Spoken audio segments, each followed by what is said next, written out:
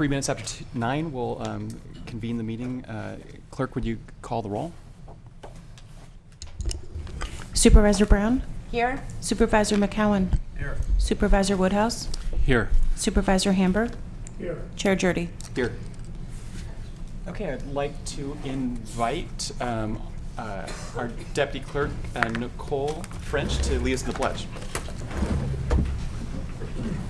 I pledge allegiance to the flag of the United States of America, to the republic for which it stands, one nation, under God, indivisible, with liberty and justice for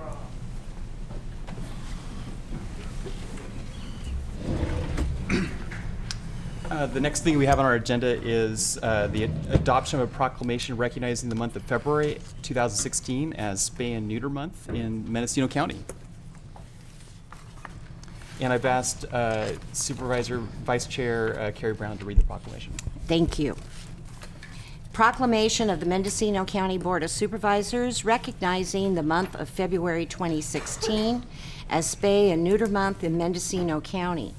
Whereas spaying and neutering is the method the Mendocino County Board of Supervisors prefers to prevent the birth of unwanted animals, as opposed to the need to euthanize animals, and is the humane approach to controlling the population of cats and dogs and the problems that result from their overpopulation. And whereas the Spay-Neuter Assistant Program, SNAP, provides funds to assist low-income persons to spay and neuter animals within their care and for spaying or neutering of feral cats. And whereas the Animal Care Services Clinic and Caravan offer affordable and accessible spay and neuter services to residents of Mendocino County. Now therefore be it resolved that the Board of Supervisors of the County of Mendocino hereby proclaims the month of February 2016 to be Spay and Neuter Month in Mendocino County, and calls upon the citizens of Mendocino County to spay and neuter animals within their care. Be it further resolved that the Mendocino County Board of Supervisors recognizes the Spay-Neuter Assistant Program, SNAP, for their dedication and commitment to providing these services in Mendocino County, dated February 2nd, 2016, and signed by Dan Jurdy, Chair, Board of Supervisors. Thank you. And if we have someone here for the proclamation, now would be time to come up and let Supervisor Brown present the proclamation.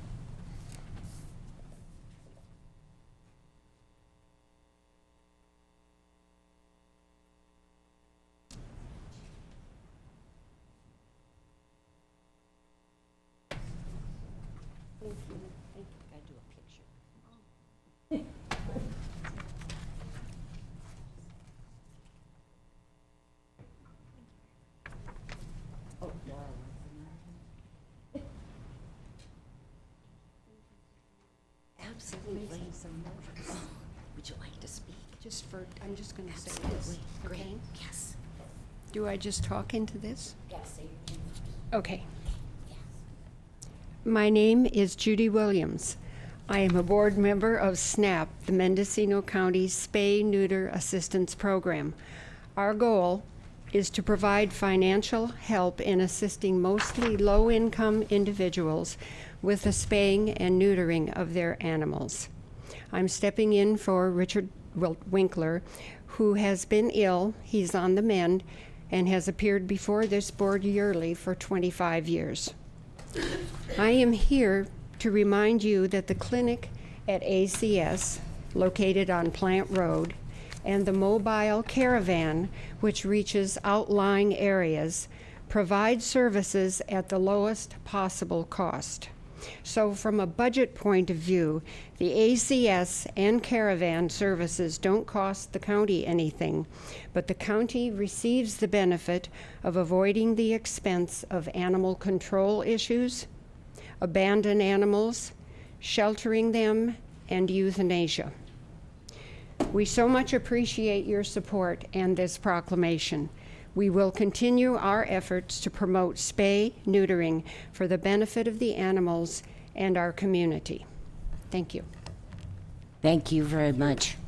Thank you.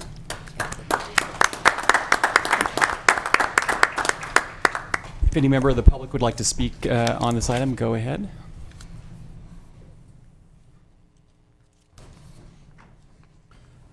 Good morning, Board of Supervisors, CEO, County Council. David Jensen speaking to you as the Health and Human Services Agency Interim Public Health Director, as well as the Environmental Health Director. I want to thank you very much for recognizing and honoring this month as Spay and Neuter Month. This is a very, very important function that we need to continue, not only in this county, but across the nation. I read on the internet, and if I read it on the internet, it must be true, that for every homeless pet to have a home, each person would need to care for 7 animals. That means that a family of 4 would require 28 pets. We cannot continue on the way that we've been going for decades. I read another post on the internet that said, save 100 animals, spay 1. And there's a lot of truth to that. But my point in coming up here this morning was to thank not only the SNAP program, who does an incredible job in the county, but to thank the other volunteer organizations who help support the spay-neuter efforts throughout our county. I want to mention Anderson Valley Animal Rescue in Anderson Valley, the Humane Society of Inland Mendocino County, as well as the Coast Humane Society. Bones Pet Rescue in Covelo, Milo Foundation Sanctuary in Willits, Eileen Hawthorne Fund for Animals on the coast, and particularly the Mendocino Coast Caravan. The Mendocino County Caravan. My bias from Fort Bragg is beginning to show. We've reactivated the caravan. They're doing great work this year. They've been offering services in Covelo, in Laytonville, in Willits. We're planning an event in the Manchester Point Arena area to serve the folks in that area. And also I want to give a big shout out to JD Red House in Willits for their continued and very valuable support of the caravan. And finally, thank you so much for your support of all the efforts at the animal shelter. It's very much appreciated. Thank you. Thank you. Do we have any other speakers on this item, or no? Okay. Supervisor Brown, I see your hand. Thank you, Chair Jurdy. It was my honor to sponsor, along with Supervisor McCowan. Coming from Potter Valley, I used to see feral cats all over the valley, and unfortunately many of them became roadkill. But since all the spay and neuter opportunities throughout the county have occurred, in Potter Valley, that population, I believe, is really down. At one point, we had 10 feral cats, maybe 12, living in our barn. Today, we have 3. And that's exactly what we do. We have them spayed or neutered. It keeps those populations down. And there was, with the kittens being born, we would see, runny eyes and everything. And it's been, really great not to have to worry about all those barn cats. So the program is great, and we really appreciate it. Thank you. Leslie, are you wanting to come up on this item? Okay, got it. Okay. All right. Well, the next item on our agenda then is public comment on non-agenda items, which would, of course, include our consent calendar. I do have one speaker card on this topic already from Tina Wallace. And you're not required to provide a speaker card, but one was provided here. Good morning. Public expression. I think the resolution from Spay and Neuter is still up here. Oh, okay. We're on public Judy? expression. Yeah, we'll see.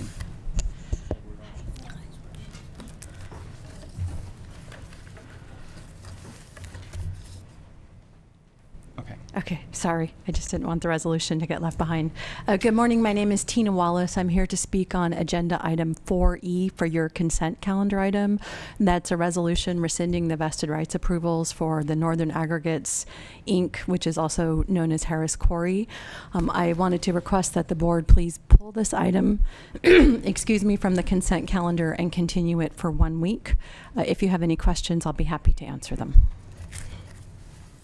So when we get to consent, my question is, and I've asked this of staff, the county does have an indemnification agreement with your client. That's correct. And so would that extend to any issues relating to this request? Yes, it does. Okay. All right. Does anyone else have any questions of the speaker? Well, it just seems appropriate that we would withdraw the item from the consent calendar and discuss it separately. Oh. Okay, we'll pull from the consent. And I will be here if you have additional questions while you're discussing it, as is the applicant, Northern Aggregates. Thank you. Okay. We all set, this is, again, time for public comments and non-agenda items.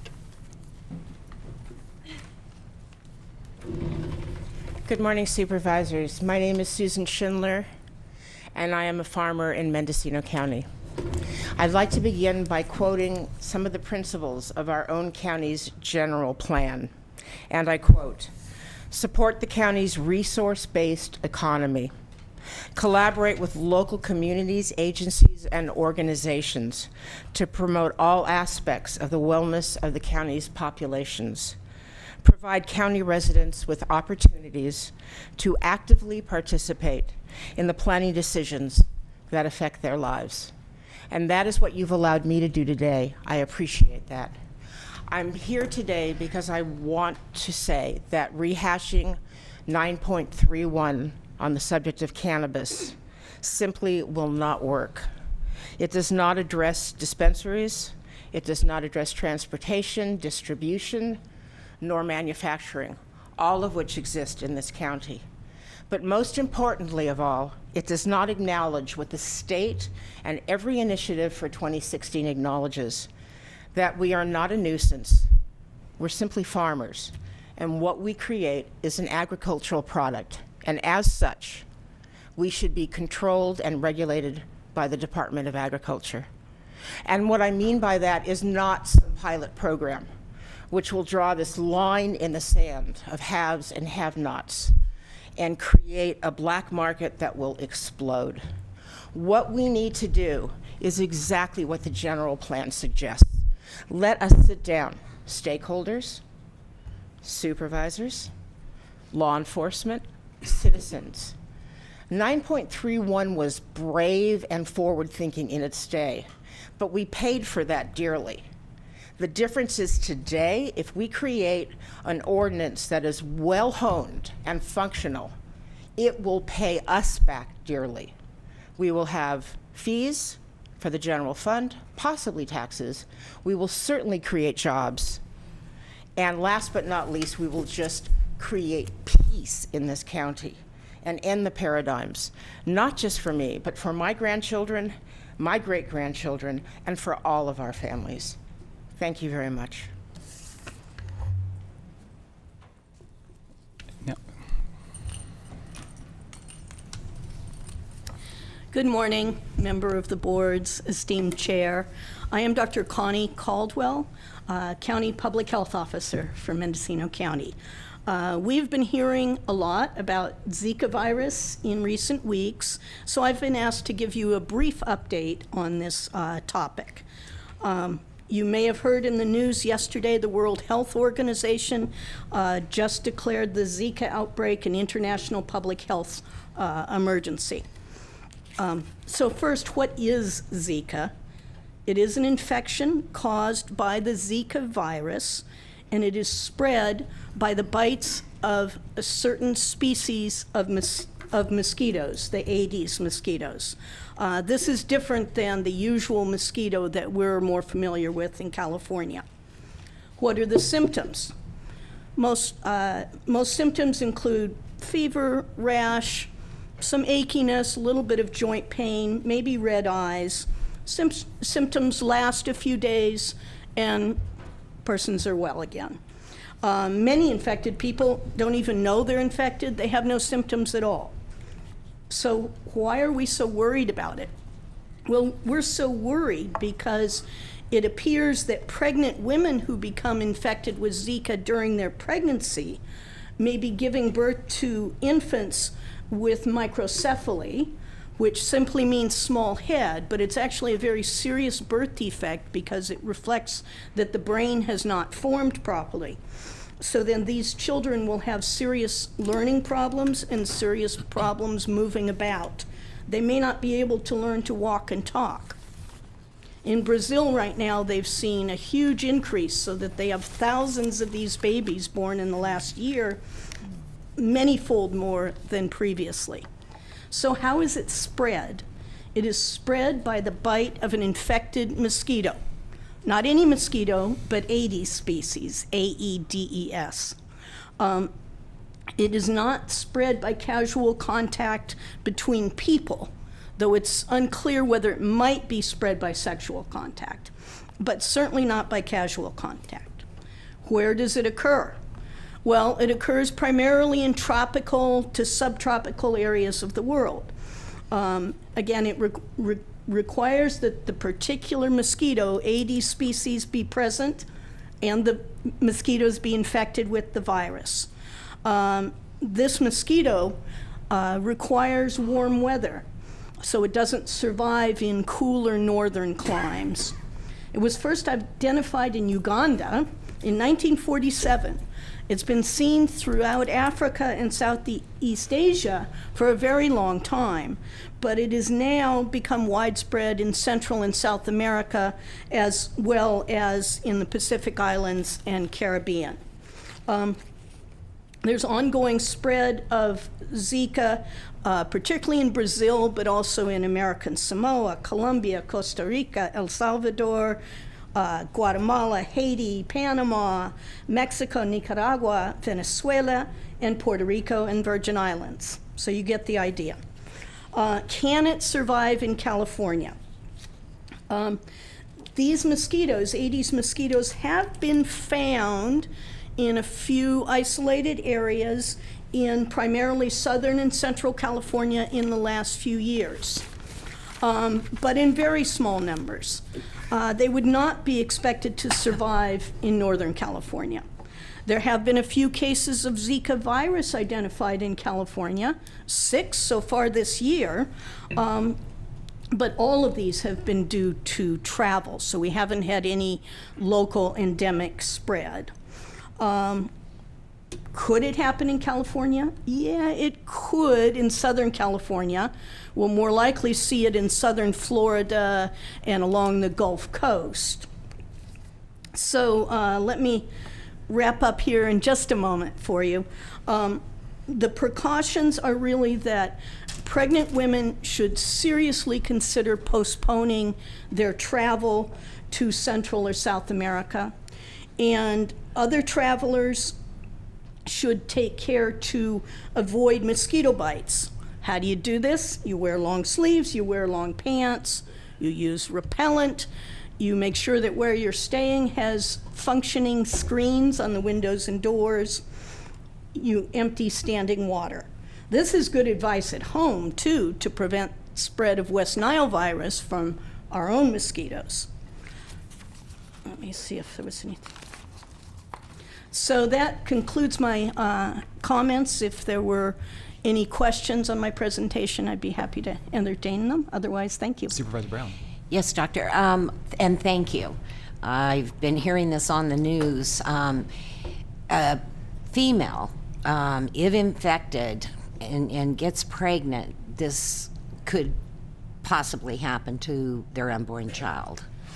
But if they're not infected at the time, does it carry in the blood for a long time? No, or, okay. No, it does so not it's just carry during for a long time. So if the woman is already pregnant, and of course sometimes young women are pregnant without realizing it for several weeks, but if a woman is already pregnant and gets infected while pregnant, there's a significant risk of microcephaly.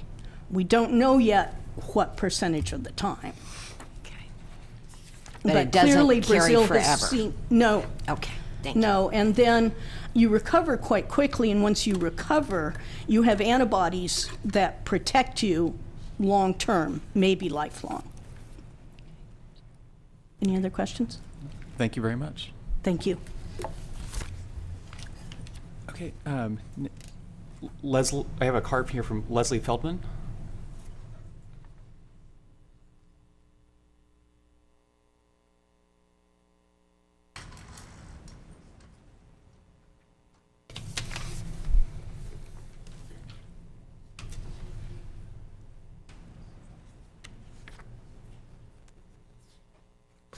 Hi, Board of Supervisors, and thanks, John McCowan, wherever you are. I'll look my glasses on, see where you are.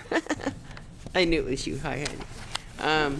I just wanted to thank you for letting me know when the Board of Supervisors meets, and I'm glad to be here. I want to bring up something. I wrote it down, so I'm not a very good public speaker, so. Dear Board of Supervisors, there are gashes in the streets, also known as potholes. They're very, very bad and very numerous in the neighborhood where I live. The streets are Zinfandel Drive and Millview off of Feedlot. There are no street lights. It is dangerous to pedestrians who walk at night on these streets and also probably do damage to automobiles. I see people swerving and you can't miss them. And I've fallen in them. And there's bumps on the blacktop. It's horrible. I believe they are county streets, but I'm not sure. Will you please investigate these streets, and if they are county, fix them? The potholes are filled with loose gravel a lot of times a year, maybe twice. That's not a lot, no. But they fall out. They just fall out with car traffic, the tires, the rains, everything. They just come right out. So it's a waste of time and energy and effort. So thank you very, very kindly, and I hope we can fix this. Thank you. Thank you. And I'm sure the Department of Transportation will look into that as well as, I think it is in Supervisor McCowan's district. I'm sure he's going to be calling. And there's an ongoing dispute over a street and whose responsibility Yes. it is, so. Correct. And But actually, we will look into it. I think it's in my district. Oh. I think it is. See, he just confessed. Do we have any other comments on non-agenda items? Okay, not seeing any, we'll go on to the consent calendar. We had a request to pull one of the consent calendar items. Item 4E. 4E. Okay, so it looks like we've got concurrence to pull that one. Do we have a motion for the remainder of the? I'll move, Mr. Chairman. Okay. I do have a comment on one item. Go ahead. To item 4G, which is listed as the adoption of the rates for the retirement system, and actually it's more a ratification of an action taken by the Board of Retirement since it's their primary responsibility. The only reason I mention it, there's so much misinformation about what falls within the purview of the Board of Supervisors and what we're able to do, what falls within the purview of the Board of Retirement and what they're able to do. And frankly, there are some people that seem to be invested in intentionally putting out false and misleading information. And one of those general areas of falsehood is that there's some obvious action that either the Board of Supervisors or the Board of Retirement could take and should take, but refuses to do so. And my continuing challenge to anyone who believes that, tell us what that simple action is, because that's the part that we never hear. So we're very tightly constrained, both the Board of Supervisors and the Board of Retirement, with state law, principally the 1937 Retirement Act. And as much as some people might like us to, we cannot act in a way that is contrary to what state law and various court decisions have mandated. So again, anyone out there that has that magic bullet, the simple solution to the retirement system issues, please let us know. Thank you. Okay. So we have a motion for the consent calendar absent item E, was it? I guess, could we vote by the button? Or, well, do we have public comment? I already called public comment on the consent calendar earlier, but do we have any public comment on the consent calendar? Not seeing any? Vote by the button. Motion carries unanimously. Okay, so now we have item E, which is from the county counsel's office. We have a request to postpone it for a week. We have Matt from the county counsel's office here to answer any questions. Do we have any board members? Well, maybe hear from the Applicant? member of the public, yeah. You'd like to elaborate on your request?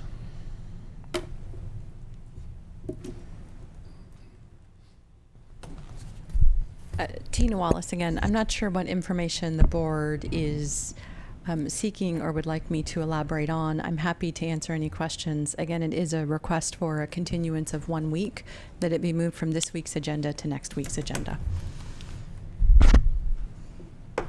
Supervisor Brown. Thank you, and I want to ask County Council,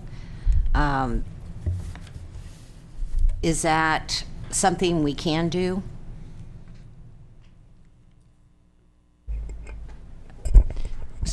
So in response to that, we have a writ order for us to go forward, and that's due on February 3rd, I believe it is.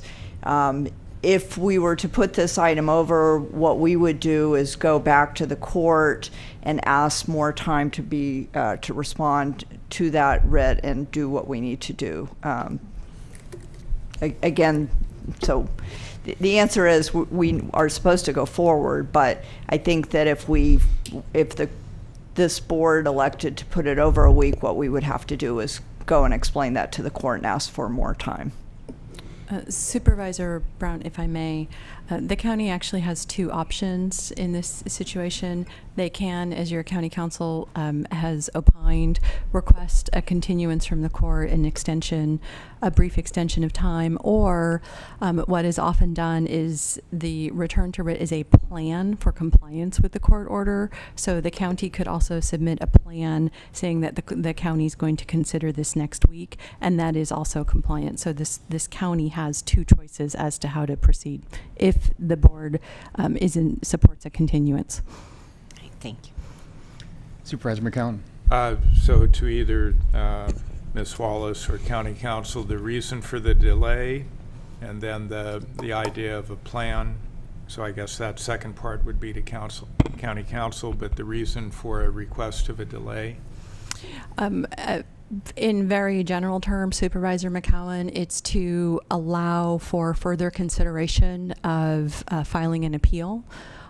The filing of an appeal stays the trial court's order. So if an appeal is filed, then the trial court no longer has jurisdiction over this matter while it's pending in the Court of Appeal. So it just allows an opportunity for everyone to know if there is an appeal or not before this county takes further action.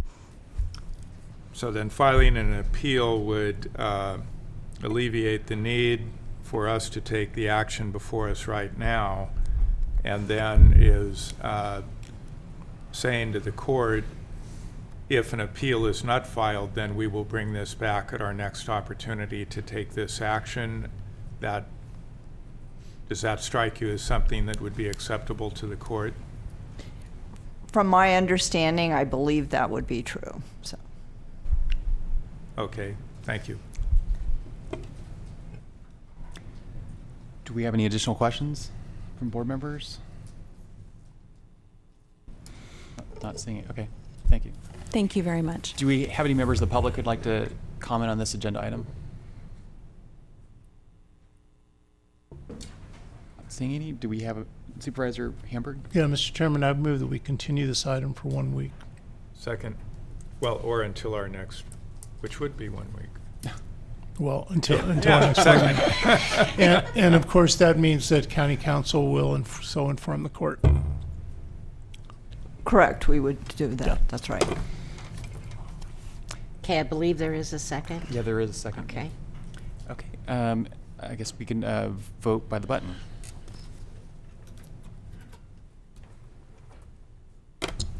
Motion carries unanimously.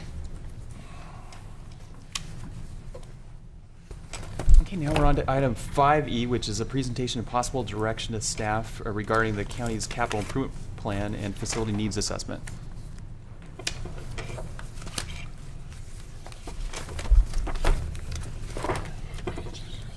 5E.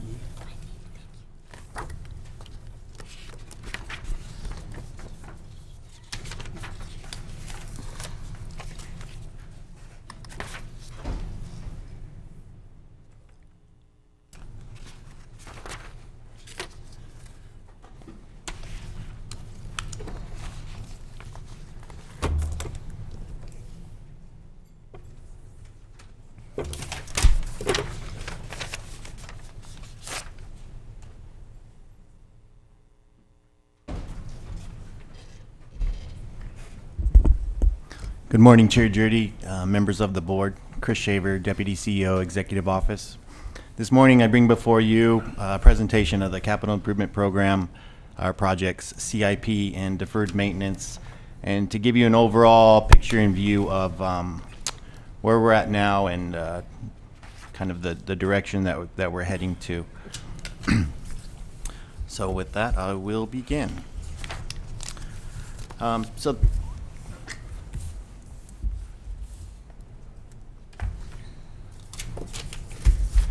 So with the division of fleet and our facilities and fleet, as you know, there was a reorganization of the General Services Agency, and Facilities and Fleet Division was brought into the Executive Office. With that, I was charged with overseeing the operations and moving projects along. With that, I have some philosophy that I'm instilling in the staff and also spreading out throughout the county. One is customer service, and that's we're involving our customers, our department heads in the process of planning and bringing them into the fold to where we take their ideas as we're developing the project. Then the project manager basically takes over, and if there's any questions or so forth, they're answered or concerns are addressed. So this is making them feel part of the process, and we're going forward on that. Instituting, an idea of positive solutions. So no is not the answer anymore. So we're looking, for alternative ideas. If, there's a certain project or so forth that is needed for operational, abilities within departments and so forth, then we look at, what we can do instead of just saying no. Working on teamwork and communication. So we're, like I said, we're involving the customer in process and the progress of the projects as they go along. With that, a recent memo was distributed to department heads letting them know that we had a new building maintenance supervisor, and that supervisor contact information and so forth was given out. So just simple things like that, they go a long way and help build that relationship with the departments. We're also keep improving on quality control. So project management, and what we have are 2 project specialists, and what we go forward with that is they take the project from inception to completion, and that means everything in developing the contract, to making sure that the contractors are getting paid, to make sure that our clients are satisfied with it, working with planning and building services as far as any kind of permitting, plan checks and inspections, and then closing out the project.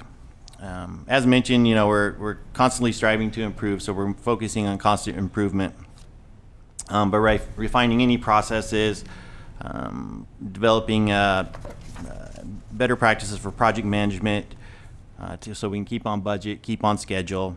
And we have CAM software that we're slowly instituting. We've had some changes in staff, and I see some positive light.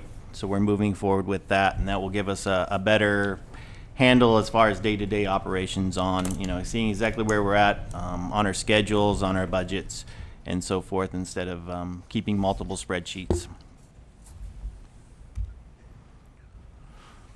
So currently, the Facilities and Fleet Division, as mentioned in the Executive Office overseas, I have a Facility and Fleet Manager, Dan Mazzanti, as many as you have probably met him. I have a Building Maintenance Supervisor. It's an acting position right now. I have 11 Building Maintenance staff, and they have succeeded in closing from July 1st to January 27th, 1,875 work orders. So they're quite busy, attending to anything from moving keyboards to walls, doors, painting offices, and so forth. And then I have 14 custodial staff. I'm down one on building maintenance crews and one on custodial crews. And I also have 2 project specialists, and as mentioned, they basically handle everything from getting the estimates to calling in for the final inspection and closing out the project. So my capital improvement projects and deferred maintenance, just going over, as mentioned, staffing, I'm at 90%, give or take a few personnel. The capital improvement project progress, right now, I'm starting the, as budget season comes along, currently meeting with the departments regarding CIP priorities and requests to prioritize their needs and to bring before the board during budget conferences that will be upcoming in a month or so for information and direction.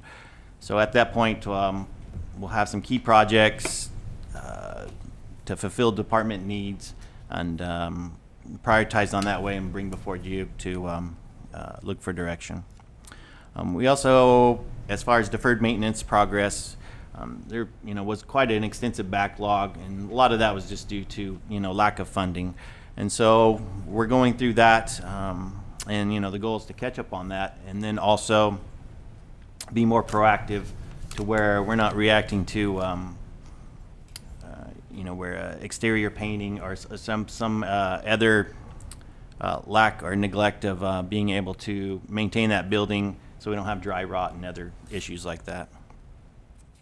Project priority, of course, priority is always a board direction, also based on department needs and then health and safety. There are some cosmetic projects and so forth that come up, but those are always the lowest priority. Project implementation, as mentioned, we're going from design to close out. So we're carrying that through. My goal is not to have our customers manage our contractors. I have project managers on site to do that, answer those questions, and that way we keep the project moving forward and we can address any issues at that time. And then future needs, where are we going, and where are we at and where are we going. So capital improvement progress to date, from July 1st to the end of January, I have 10 capital improvement projects complete. Just to highlight a few, one is the roof for the Social Services Finance Division. It's a modular over near Yokeo, multiple leaks, a lot of issues with the building. So we came in and re-roofed the project and have removed the bladders in there. And it's what it's helped do is, not only maintain the life of the building, but it's improved employee morale quite a bit. I've got several compliments and comments from HHSA staff regarding that, and they're very appreciative, and of course I'm very appreciative of their comments. Our undergrad storage tank over at the garage, it'd been out of compliance for 9 years. We brought that into compliance. It took a 3 to 4 month period once we set our sights on it and went forward with it. So that brought us into compliance going forward in future years and being able to address issues such as that. Also, the Ukiah Veterans Hall roof, we've repaired that, cured the leaks and so forth. And then heating and air conditioning units over in Fort Bragg for public building services. We had heating units and so forth that weren't working, so we've repaired or replaced those and improved that environment for our employees. Currently, I have 4 capital improvement projects under construction. 5 capital improvement projects currently out for bid. One of them is the South Yoqueo roof repairs. And then 16 capital improvement projects in various stages of design. From one of the projects would be roof replacement for the admin building.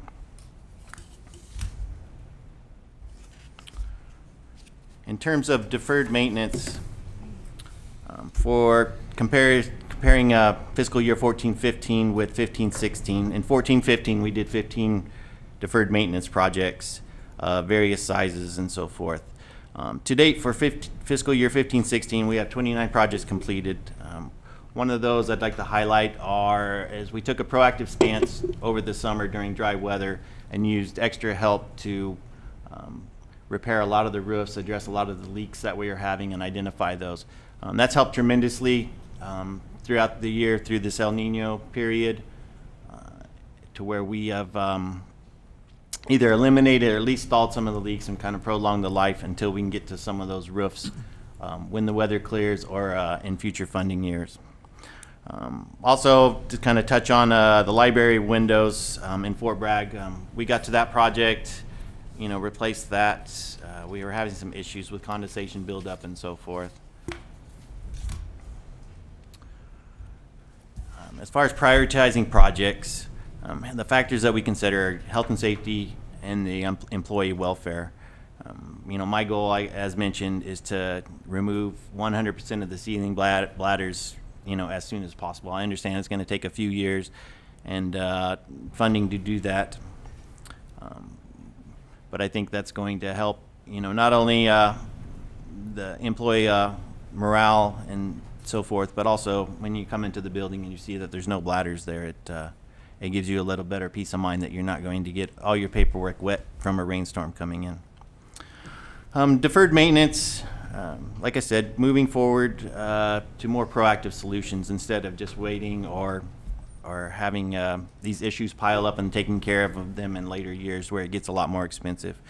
And then as far as cosmetic issues with priorities, those are the lowest. As mentioned, new paint, new carpet, they do a lot for employee morale and also just the looks of the building. So what we have for project implementation, and this is pursuant to a board resolution that occurred in 2015 requiring that the county follow the same processes, procedures, regulations, and so forth as the public for construction projects. So what we have in that is a lot of the more of the projects are requiring that we go to design, architectural engineer, and that we're also required to report to the Department of Industrial Relations on most of our projects that are over $1,000, and that's pursuant to SB 854. So it's an online reporting system. We enter our project, dollar amount, contractors, and then the contractors also have to report prevailing wage and so forth on that. The plan check process is what we're doing also with working with Planning and Building Services as of the September-October time frame. What we're finding is that there's some issues that we're having to look at, address, such as duct sealing for replacing HVAC units. So we're looking into the future at that, where it may cause additional delays to projects, and it could result in additional cost to where replacement of HVAC units with higher efficiency units may take a little more time and a little more money. As far as the permitting process goes, we're looking to streamline that through having an annual facility permit for each facility, to where we can address a lot of our basic construction that we do, whether we're replacing a ballast, replacing an outlet, some plumbing, to where we can do that without having to go pull a permit for every single little project that we're doing. For the major projects, of course, we're going to pull a permit for those, such as the roof replacement for the admin building. And then final inspection. So we're with that, we're developing a relationship with Planning and Building Services, their building inspectors, to where we're able to go through plan check, the permitting, and the inspection process in a more collaborative effort, and working together on that. And to date, what we've experienced is great cooperation from Planning and Building Services, and being able to iron out any of these issues as we move forward into the next fiscal year. So looking at some of our future needs, as everybody knows, roofs are in dire need of a replacement, and your board graciously allocated funding for 15-16 to replace a few major roof projects. So we're currently working on those. As mentioned, those are in design, and the goal is to have those out to bid in the March, April timeframe, and construction going on hopefully by May. It all depends on the weather. As you can see, it hasn't been very cooperative for roof projects. So with HVAC, we're replacing a lot of those with higher efficiency units. We had an HVAC study which identified a lot of our aging units. Some were as old as 25 years, and we were running into a lot of issues where they just weren't working properly and so forth. So we're continuing to do that on a facility by facility basis. Some of our parking lots, I don't if anybody notices, especially over in Ag in front of UC Extension, that one's in quite a disrepair, and we've got that one slated to move forward on as soon as we can identify funding, and of course with board direction on that. And then what we're also doing is looking at all our paving needs as far as our parking lots and getting those on a schedule to where we're on a maintenance schedule instead of a replacement schedule for these, just due to costs, and to get ahead of that. So it'd be slurry seal and restriping and so forth with that in a lot of the parking lots that are in good repair. We're also, the way we're approaching departments such as Human Resources and the Auditor's Office, who have needs to expand or kind of reorganize their office space for operational needs and so forth. I have my project managers working with them. We have a program called SketchUp Pro, where it's a kind of a semi-CAD program where we can at least do diagrams, some floor plans and so forth, and then work with our clients on that to give them space ideas and needs, and then also use those to go forward into our plan check and permitting process. Facilities rehabilitation, for that we have a lot of our facilities that do have a lot of deferred maintenance issues that we're addressing.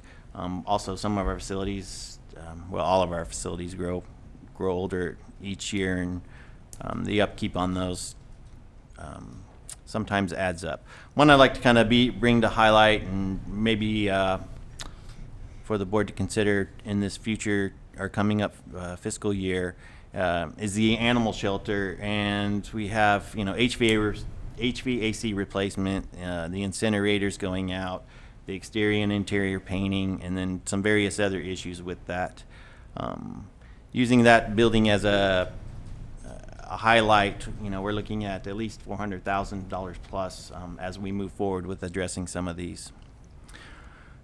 Another area I'm looking at as far as for continual improvement is landscaping, to where we're putting drought tolerant native plants in, drip irrigation. As you can see out here at the traffic circle, we had a test area, and hopefully this spring we'll see these plants blooming, growing, filling in a lot of that area. Taking that idea and moving it to other areas within the county at facilities. So we're removing lawns, replacing the sod with drought tolerant plants, better ground cover, drip irrigation. So we're looking at some of those areas where we can do those projects and move forward. Also looking at instituting solar to where we can identify funding sources or some way to get solar covered parking. We have a lot of parking areas that could accommodate the solar canopies, and then also solar mounted rooftops. And a lot of this, what we may find is with some of these, if we can get these instituted, is where we can also offset some of our utility costs as we move forward. So that's basically it as far as we're at with you know, the capital improvement and deferred maintenance projects, and I'm willing to answer any questions you may have.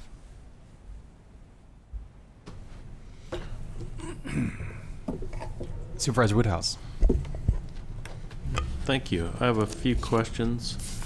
I wanted to tell you I do hear a lot of compliments about the work you're doing, and I'm very impressed with getting things done. It was a concern before I got on the board, and you've answered a lot of citizens' concerns about our efficiency. So you're doing a very excellent job. I'm kind of impressed with the breadth of everything you're taking on, because I know how much the money disappears so quickly. So thank you. You're doing very good. Thank you. I wanted to ask a couple questions about the museum. You're doing lighting replacement in Willits, I take it, an electrical upgrade. Do you think that's enough money for the electrical needs they have there, or is that a first phase, or? Yeah, currently those two projects are in the design phase. I have a project specialist working with the director at the museum, Allison Glassy, and what we're doing is looking at the panel also to see if we have future upgrade capability, and that's one of the things we're going to look at moving forward with. You know, as far as the estimates, those are the estimates that we developed at the beginning of the fiscal year. As we move forward, you know, we'll see if those estimates meet what we projected, or if they're less or more. We may have some project savings in some other place to where we may be able to capitalize on that and move forward with that. So I won't know until several weeks as we keep developing those the work plans and the scope of work on those. There were the new roof there is wonderful, and then there were some leaks around the HVAC, the new stuff. Is that a pattern? Those are always where the roof is penetrated. Does the company come back and fix those? Yeah, so currently what's going on with that is we, you know, had the major storms and so forth after the new roof was put on last year, and what we found is there were some areas by the HVAC units that we had some water penetration. The good thing is that's all under warranty, so it's the contractor's responsibility, and he's been scheduled to come out, and I'd have to double check, but that should be taking place any day now. Very good. I'm glad there is a warranty on that. And the Willits Veterans Hall, you had $40,000 for the ADA. Is that enough to do that project, or? Well, the good thing with the Willits Veterans Hall ADA project is we were also able to get that one approved for CDBG. So we're waiting on the state to execute documents and so forth on that part. So with that and, you know, any project savings we have, I think we can get that one done on budget. I'm sure the board understands that HVAC systems, when you replace an old system and you have a more efficient one, do you have any idea what the savings of that is? But generally you're lowering the monthly cost then. Is it substantial, or? In some instances, you know, up to 30% savings. Like, as I mentioned, though, what we're finding is that some of the requirements that we have to meet are duct testing and so forth. So if our ducts are leaking or our ducts have to be replaced, that could add cost to it. So it would be any kind of return on investment would be realized over a further length of time. And just a couple more questions about the efficiency retrofitting and replacement of HVAC. I see the budgeting is $375, $200, $100, and then $0 for a few years. Is that money you hope to get to fill in? Yeah, those are all projected in terms of that 5-year layout, and of course, you know, the board will decide during the budget process and budget hearings what's allocated to what. And one last one about the sinking foundation at the museum. I've heard a little bit about that. Would you just mention it so I'd have the information. Yeah, so in the museum, there's a corner of the slab that appears to be cracked and a little elevation change in it. So what I've directed staff to do is get an engineer out there to look at what may be the cause of it and what issues may develop from that, to whether, you know, we have some structural framing issues that we may have to correct or so forth. But looking at that slab and seeing what we have to do, whether it's just going under and supporting that, or if there is an issue at all. So as mentioned, staff is going to get the services of an engineer to where we can see what the issues are and then what measures we need to take to correct it. Thank you. Once again, I appreciate the job you're doing, and it's kind of impressive. Just the things I do around the house and the budgets and everything turns out to be twice as much as you think. I'm impressed with your positive attitude and optimism. Thank you very much. Thank you. Supervisor Hamburg? Yes, thank you, Mr. Chairman.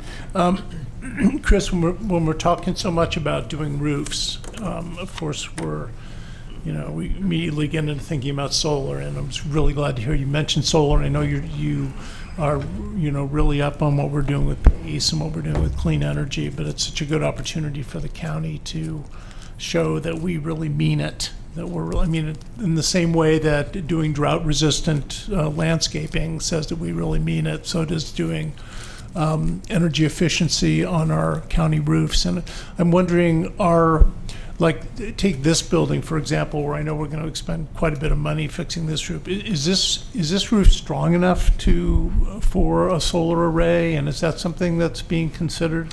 Yeah, so currently I'm in contact with a company that provides design, also the roofing, and also the solar, working in conjunction company, and kind of a partner thing where they also have financing. But I'm more interested in the design and construction part. So they're looking right now at this roof to see what solar arrays it could support. Right. And then also I'm in discussion with them about solar covered canopies for parking lots. Yeah, you mentioned that. That's Yes. great. Yeah. And are there programs out there where you can get cheap financing for these kinds of projects? Yeah, there's programs out there. Whether the financing is cheap or not is yet to be seen. I don't have enough information on that. Maybe we could borrow a little money from the retirement fund. A couple percent, start investing money back into our county. Yeah, that's a possibility, and those are one of the avenues I'm looking at. And once I have enough information, I'll be more than willing to bring it back to the board to present that. Yeah, when I look at these equipment expenditures we make as a county, and I see the level of interest that's being paid, and I think, well, gosh, why aren't we taking our own money and loaning it for this equipment or these projects instead of having to go to banks to borrow at a much higher interest rate? It just seems to make sense to me when we've got, I know that's easy to say, but. Yeah, also working with Sarah Duquette, we're trying to identify any kind of grant funding through the state or federal for some of these solar projects also. Good. Okay, well, thank you very much. You're welcome. Supervisor Brown? Thank you, Chair Jurdy. And actually, I, like Supervisor Hamburg, was going to ask about the solar in the parking lot, but you brought it up. And I'm happy about that as well. Going back to the museum, the county owns the building. Do we also own the land it's on, or is that City of Willits? City of Willits, I believe. Do they participate in the maintenance of any of the museum? No, we've been doing all the projects? deferred maintenance and the custodial on So that. the county carries the burden there? Yes. Okay. And then, looking at the Mendocino substation, I know this has been talked about. Where is that location in Mendocino? The carriage house, right by, what would it be, the visitor center? So it's the old carriage house. It's a small building, which actually was a carriage house back in the day. Yeah, it's right across from the Kelly Pond. Oh, okay. Right across the street there. And will that require a coastal commission permit? Yes, to my understanding, it all depends on the extent of any type of rehabilitation that may go on with that structure. So there's certain conditions, you know, if it's over a certain dollar amount, $100,000, I believe, then it usually falls under the coastal development permit process. Okay. And then we did work on the substation up in Willits. Yes. And it really went over budget. I can't remember how much. So is the 125 pretty firm on this particular project? What I'm looking at right now are the funding sources that were committed in the past to confirm that number. But that's the number I have for this budget and what I saw for the prior year budget too. Okay, thank you. You're welcome.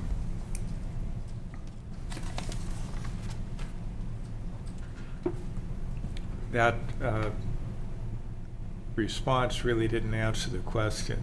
Well. You know, what level of confidence do we have in the $125,000 estimate or budget? As far as to complete the job? Yes. At this point, we're just in the very initial stages. There's no, we have a concept, we had an architect do some drawings and so forth. We came up with right around I think the high end of the estimate was 135 in regards to that. But at this stage in the game, it would be kind of a little too early or premature to tell you that the 125 is adequate. I can tell you my personal opinion that I do believe that there's sufficient funding there to complete the project and get it done under budget. Well, and of course, the concern is with the substation in Willits, we found out that just because you have a building doesn't necessarily mean it's that easy to convert it to the intended use, and particularly the substation. There's a lot, as you well know now, there's a lot of very you know, technical requirements of what they need in order to have it really fulfill the purpose. And this all developed piecemeal in Willits, and you know, you get to the point where you're so far into it, there's really no turning back.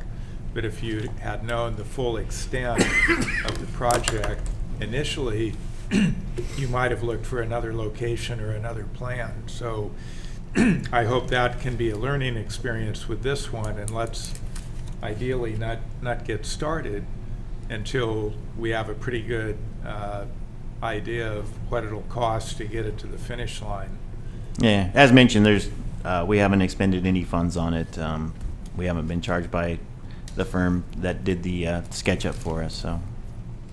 And then, you know, one other point, I think we've all shown that if this is something that the retirement board is able to do, we would be very interested in seeing them invest locally. Potentially, they could assist us with some projects here locally. But aside from that, I think it may be accurate to say that the county has not actually borrowed funds other than the tax revenue anticipation notes, the county, which we no longer do. But the county has not borrowed any funding on a long-term basis since, I believe, 2002. As to best of my knowledge, yes. So, you know, anyway, so thank you. So, oh, go ahead. Oh. Thank you, Chair Jurdy. I just wanted to make a couple comments. One in regards to Supervisor Brown's question regarding the city of Willits. It was either last year or the year before, and we could check this through the records. We did send a letter to the city of Willits from the chair at that time requesting a discussion about some sharing of cost with the museum, since the museum does sit within the city of Willits, and the activities that occur at the museum, a lot of those activities are covered by general fund. Sales tax, we know, goes to the city. So we have sent a letter, we have not gotten a response. So if this board would like, and I know this is not an item that, it's not agendized, but we can follow up with the city of Willits regarding any any agreements they would like to make with us regarding the museum based on that initial letter. And the last thing I would like to say is that when the General Services Agency last year was consolidated into the executive office, it afforded a couple things. One, the opportunity to really project manage a capital improvement plan, and you're seeing that today with our Deputy CEO, Chris Shaver. And you've mentioned some of the compliments that this board has received based on the work that's been done by the staff regarding the capital improvement plan. So I'm very pleased to see that after a year of the consolidation, we're really seeing a lot of positive impact. The other piece is that between now and June, all of these items that we bring forward really are for your information, so you have more to go on when you decide budget decisions. Remember, you will be drafting this budget for adoption in June this year, so the capital improvement plan is part of the budget. So we hope to give you as much information as we can to help you make those decisions. Thank you. We do have one speaker card from John Sakowitz.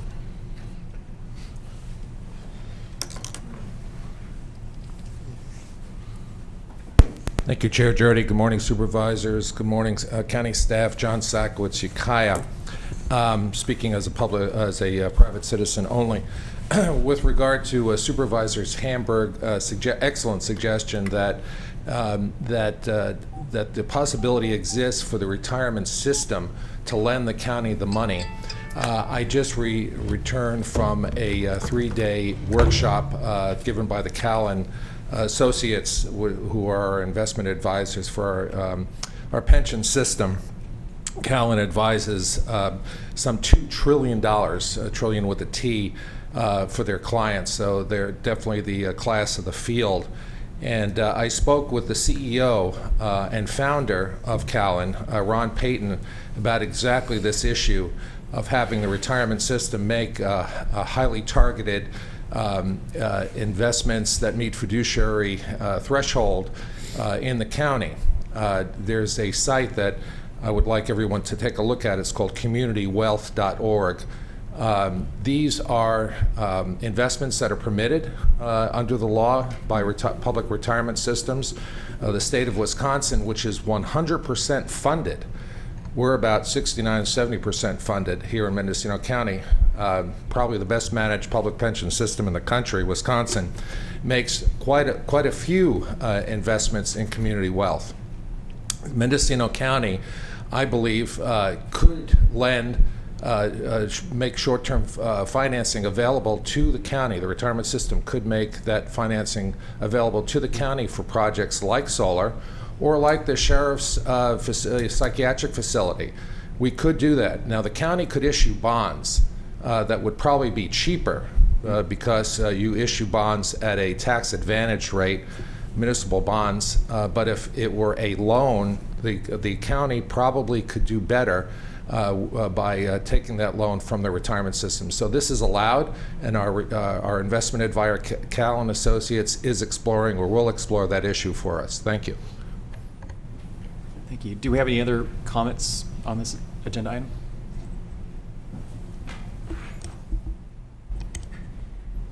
Not seeing any. So Chris, I wanted to mention something that I mentioned last year when we were looking at the capital improvement program, which first of all, I really appreciate the fact that the county has a capital improvement program, which I think this is I don't know, the second or third or fourth year of the county having it. It's not been something the county's had for many years. But the thing I brought up last time, and I'm not sure if you were here at the time, but something I see that's missing from this list is I see the DOT, we have projects for their corporation yards. We have money for the airports that they manage, but we're not including their improvements or resurfacing of the single largest asset, single largest piece of infrastructure the county owns, which is the 650 miles of paved county roads. So the board has, as you know, put a $2 million line item in the DOT budget.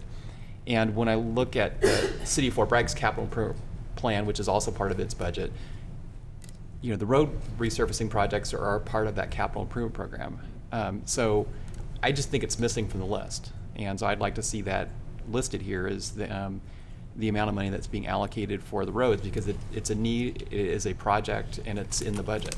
And so I think it should be in the capital improvement list as well, even if it's not personally managed by you. Right, right. We could show that in the capital improvement project with DOT's assistance on that to show it as a line item, or they're separate projects. However, we need to present that information.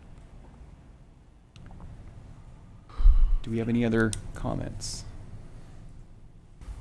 No. Well, this was agendized for potential direction of staff, receive presentation. You've received some specific requests, pursue, and I guess that concludes this agenda item.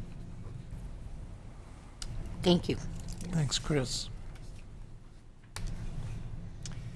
CEO wants to Oh, go ahead. I'm sorry, yeah. Mr. Chair, I was just going to comment that given the time that we have, we are scheduled for a closed session this morning closer to lunch.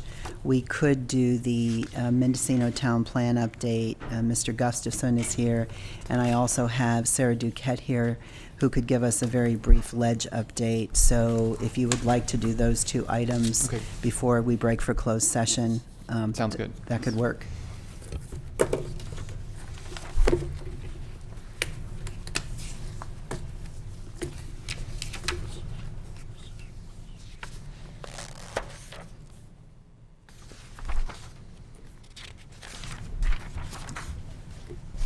Sorry for the fashion failure. So Andy Gustafson, Chief Planner, reporting out on the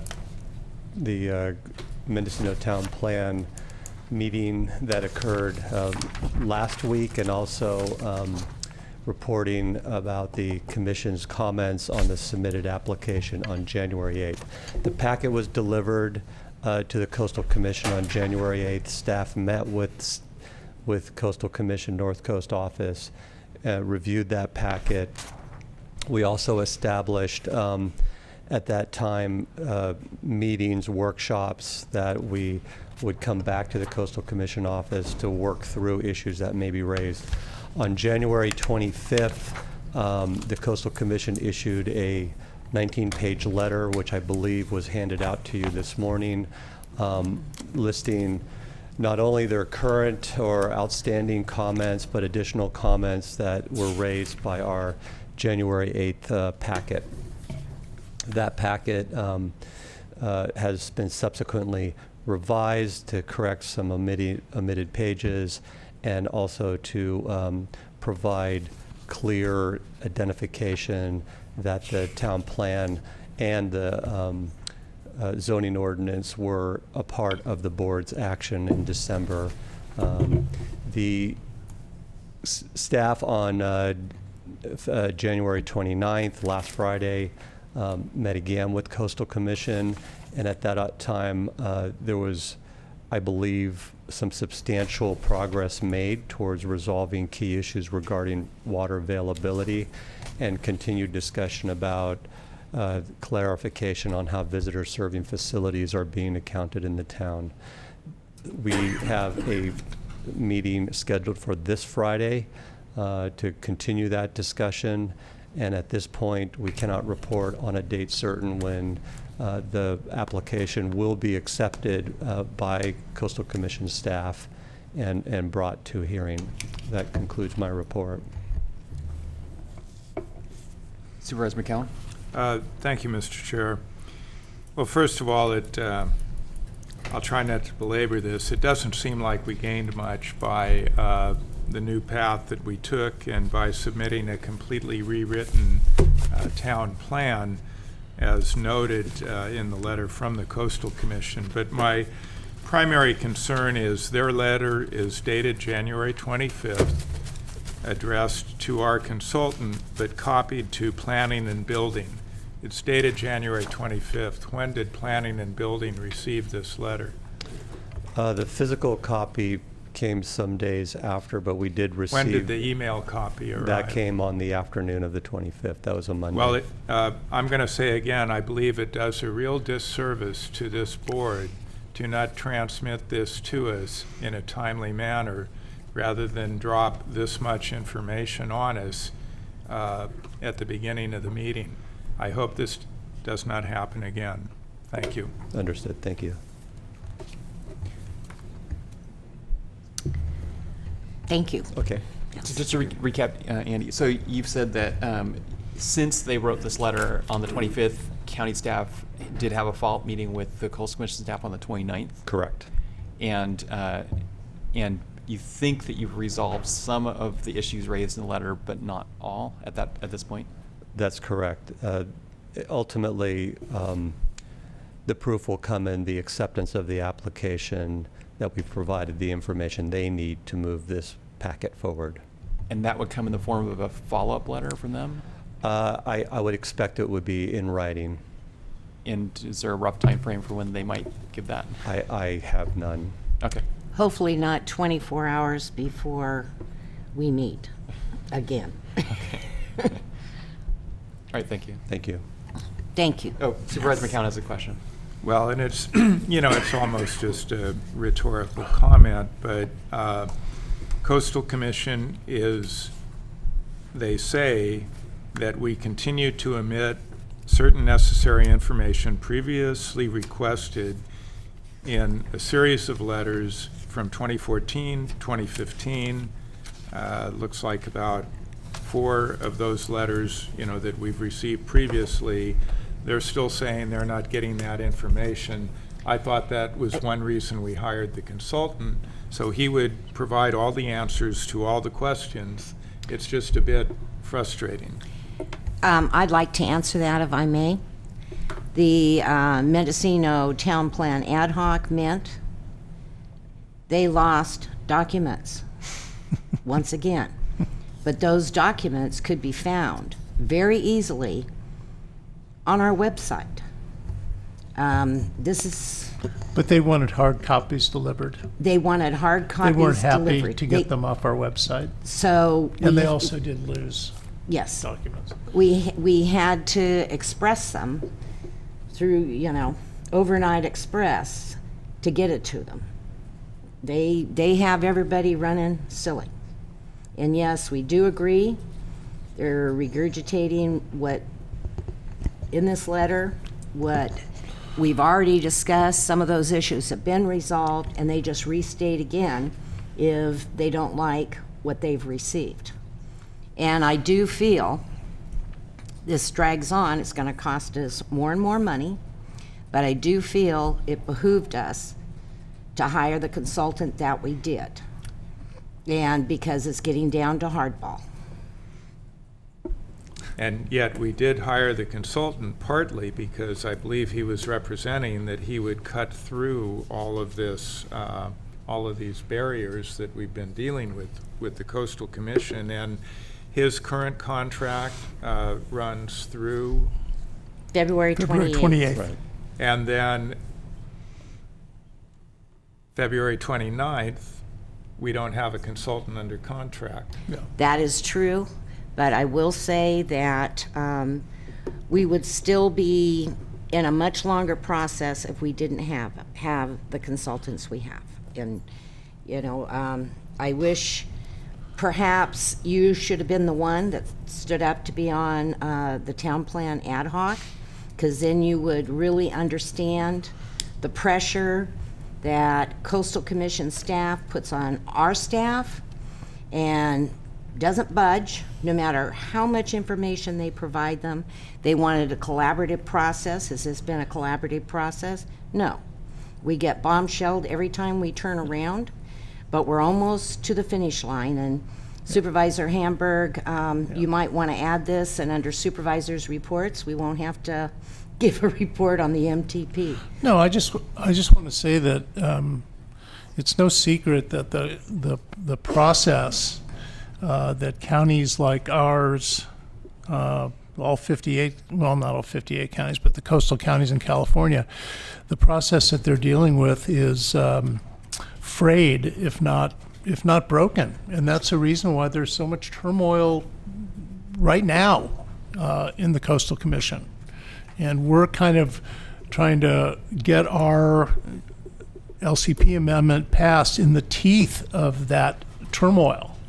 You would think that if you had if one of your board members was the chair of the Coastal Commission, like Marin with Steve Kinsey, that they could move their plan through with great efficiency, and not the case at all. I just talked to Steve this week, and he's one of the more frustrated people in the state trying to deal with this commission. And again, there's a meeting that's coming up this Friday that's going to try to get to this issue and figure out why the commission does not work more effectively. But I definitely agree with my colleague on the ad hoc that as bad as things are, they could be worse. And I don't think it was a mistake to hire the Dahls. I think they've brought a lot to the process. So, we'll see what happens on the 28th when their contract ends, and, the board will have to make a decision about whether to extend that contract or not. But again, it was not a mistake to hire people who had the level of contacts and expertise dealing with the Coastal Commission that the Dahls do.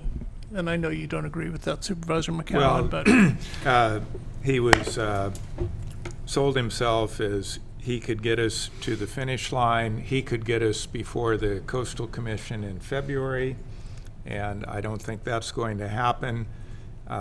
Based on their correspondence, we moved further from the finish line rather than closer. I do remain skeptical. I'd be thrilled to be proven wrong, but I think when you say things could be worse, it actually reminds me of a comment that Doug Crane often makes. They told me, cheer up, it could be worse. I cheered up, it got worse. So we'll see. Thank you. Thank you. Thanks. Okay, we do have Sarah Duquette here. Give us an update on the legislative platform. Or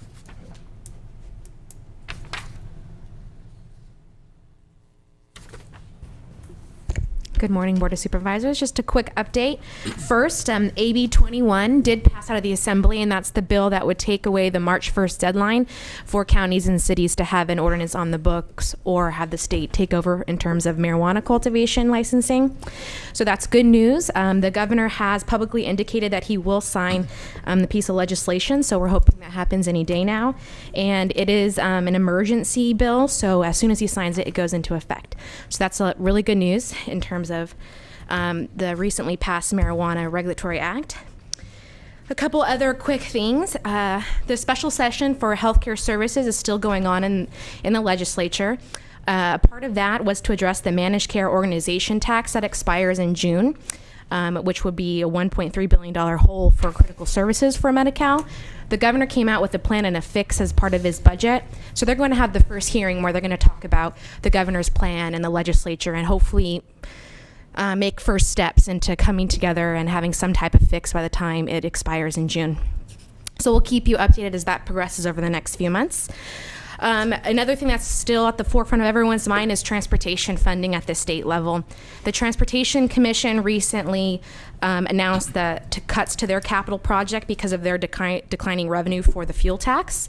So that's going to be another issue that we're going to face this year, and we have that as part of our legislative platform, and we passed a resolution last year that urges the legislature to take action. So we'll continue that advocacy and monitoring what happens, and hopefully get some short-term solutions from the state as well as some long-term items to help our roads. And then last but not least, some good news in terms of our Prop 1 grant for assistance with SGMA. We were included in the recommendations to fund our project, which would help us put together a GSA and a groundwater sustainability plan. The public comment period closes on February 8th. So we should know by the end of the month if our project will be funded, and things are looking good. So we'll give you an update when we have confirmation that our project is funded. And I can answer any questions if you have any.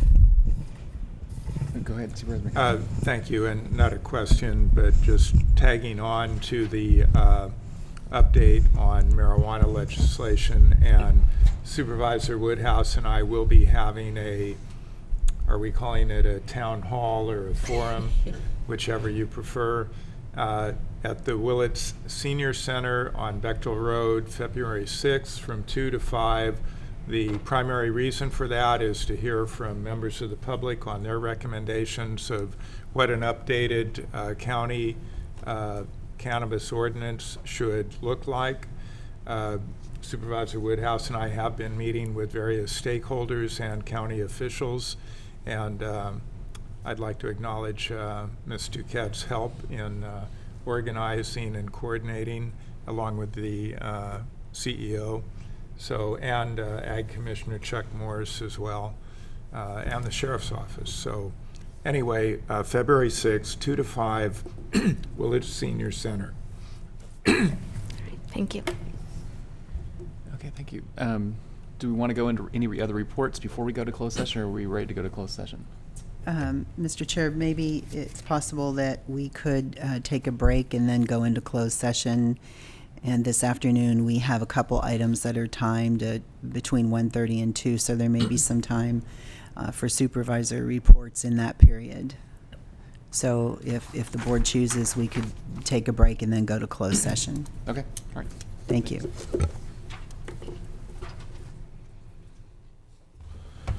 You know, I think there's kind of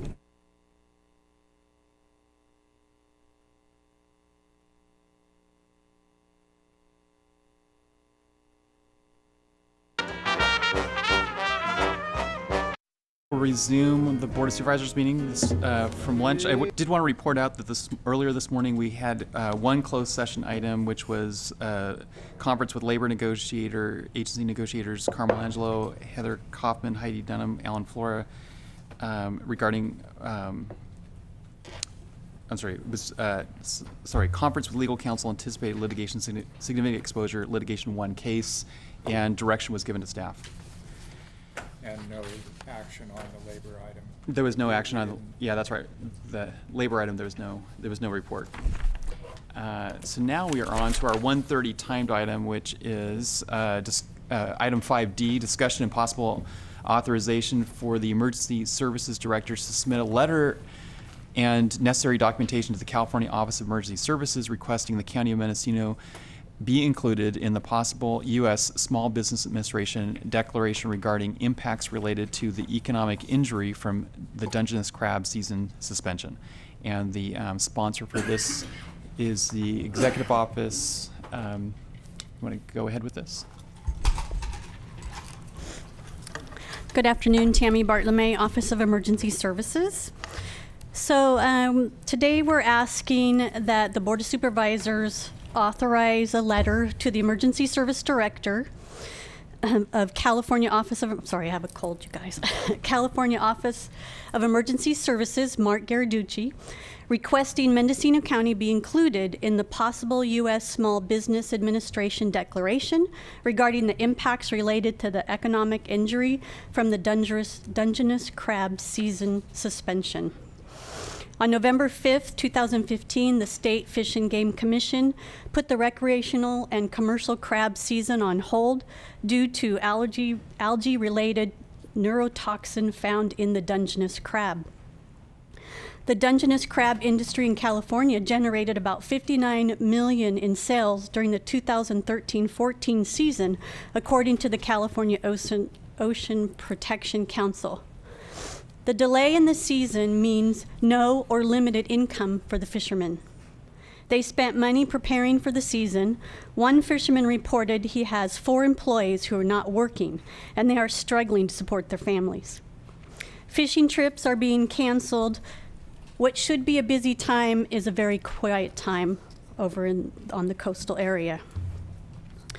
So as of today, we have received 36 disaster economic injury worksheet claims for a total of $4,451,964. And we still have more coming in. They're probably coming in as at my office now. I have a representative here that would like to speak on this issue. His name is Tom Lemon. Tom? Good afternoon. I'm the Vice President of the Salmon Trollers Marketing Association in Fort Bragg. We also represent other fisheries besides salmon troll, obviously. It's getting to be pretty dire times for the crab industry. Many people are broke. A lot of us are not eligible for unemployment benefits, skippers or crewmen, as far as that goes. I personally know a handful of people that are facing bankruptcy. So this disaster declaration is pretty important for our industry. She pretty much covered most everything that I'd kind of was going to bring up. Thank you for your support. Thank you. Thank you, Mr. Lemons. And also here representing Cal OES is Jan Marnell.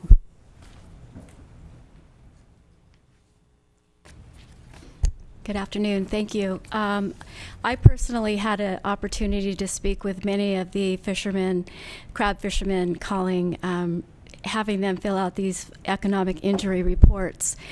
And just what Tammy and our representative said, that everyone is impacted, not just the crab fishermen, but the businesses that assist the crab fishermen, and they're living on their savings, if they're lucky enough to have savings, as well as their employees. And what I wanted to let everyone know is our director, Mark Ghilarducci, who's the Director of Emergency Management for California, has submitted a letter to the U.S. Small Business Administration requesting a declaration for our state as well.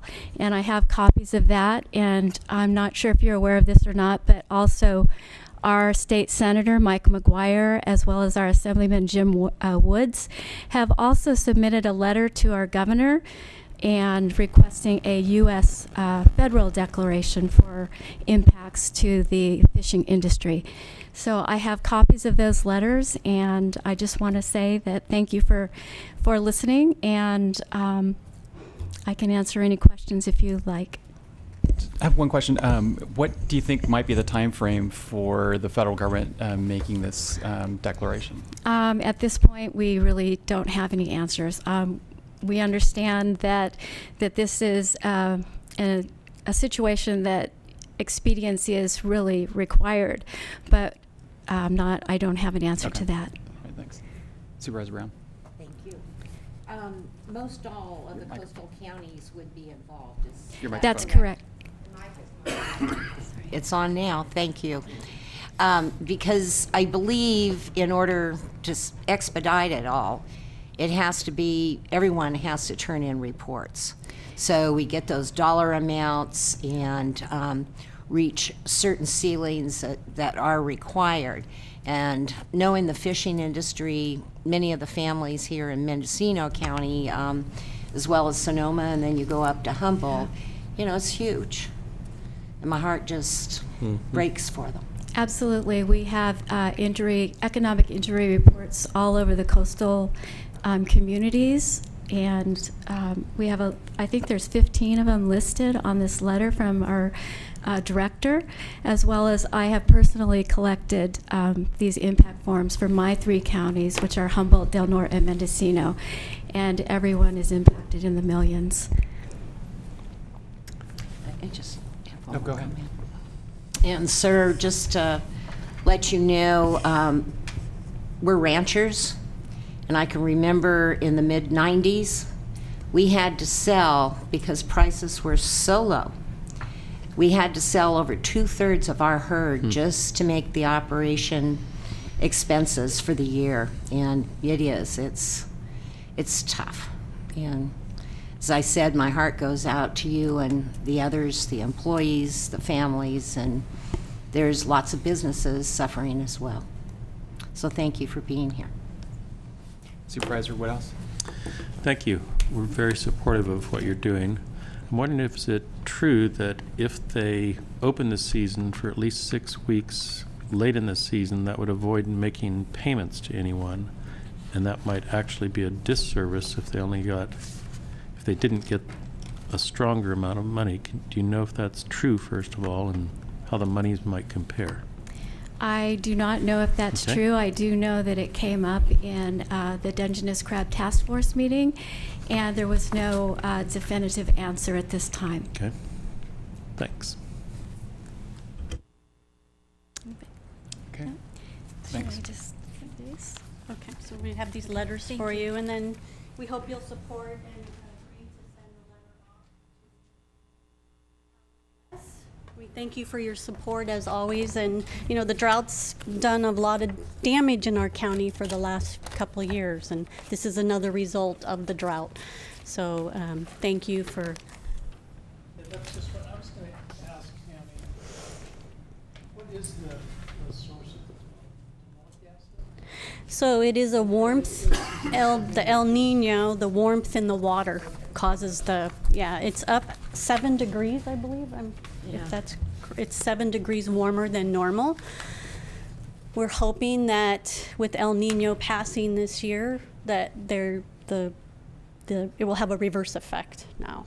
But they're saying it could be another year before the waters come back to their normal temperature. So it's not thought to be specifically related to the overall warming of the oceans as much as it is to an El Nino condition, which happens periodically whether you're in a warming ocean situation or not. Is that correct? I'm not 100% correct or know that for sure. I mean, I've heard El Nino and I've heard it both ways. Jan, do you have more?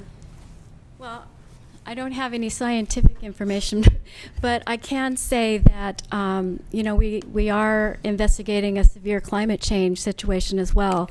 But also, our El Nino is warming the Pacific Ocean, and that's what causes this this algae. Demonic? I want to say demonic, but demonic, right? Sorry, demonic effect. Thank you. Yes. Yeah. So I think it's probably a culmination of all of that together. Supervisor Brown? I don't have another question. I was getting prepared to make a motion, but we hadn't asked for public comment. Do we have any other additional public comment on this item? We do have our field representatives from both, from Congressman Huffman's office, from Senator McGuire's office, and Assembly Member Wood's office. I don't know if any of you want to add to this. I know you're all working on this issue in the background. Okay, go ahead. Okay, I'd like to make the motion to authorize the Emergency Services Director to submit a letter and any necessary documentations to the California Office of Emergency Services requesting the County of Mendocino be included in the possible U.S. Small Business Administration Declaration. Second. Okay, we'll vote by the button.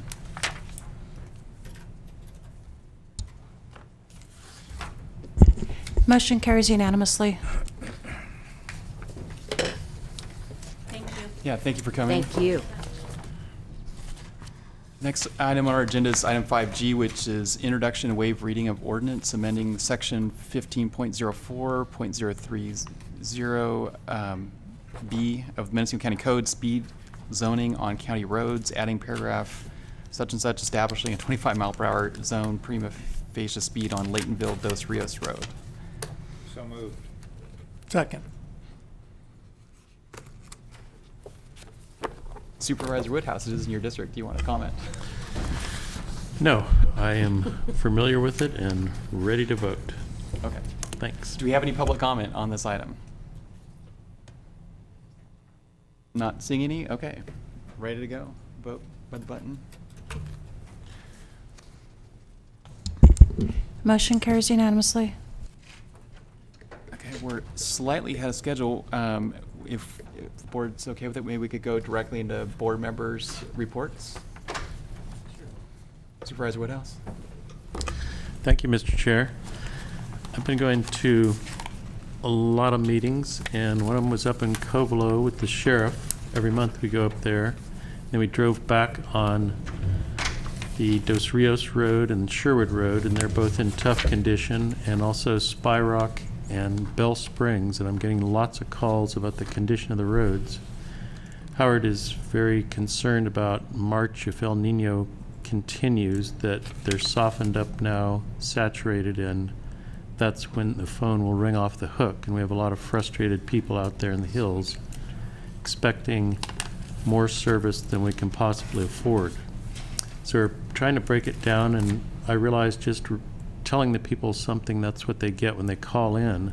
They really need to know how much the budget is for each road, so they get a picture of how limited it is. If you come in once and spend $3,000 or $5,000, that's kind of it, and then you don't have the money for spring and rock and other things. So it's a very powerful issue in my district, and every time it rains, we're looking at our gutters and culverts, and we're taking quite a beating there at the road department. Did want to say that I went to the Long Valley Medical Health Clinic. I've been to their meetings a number of times, and they're 3-hour meetings, but they're really great people providing lots of services in that remote area.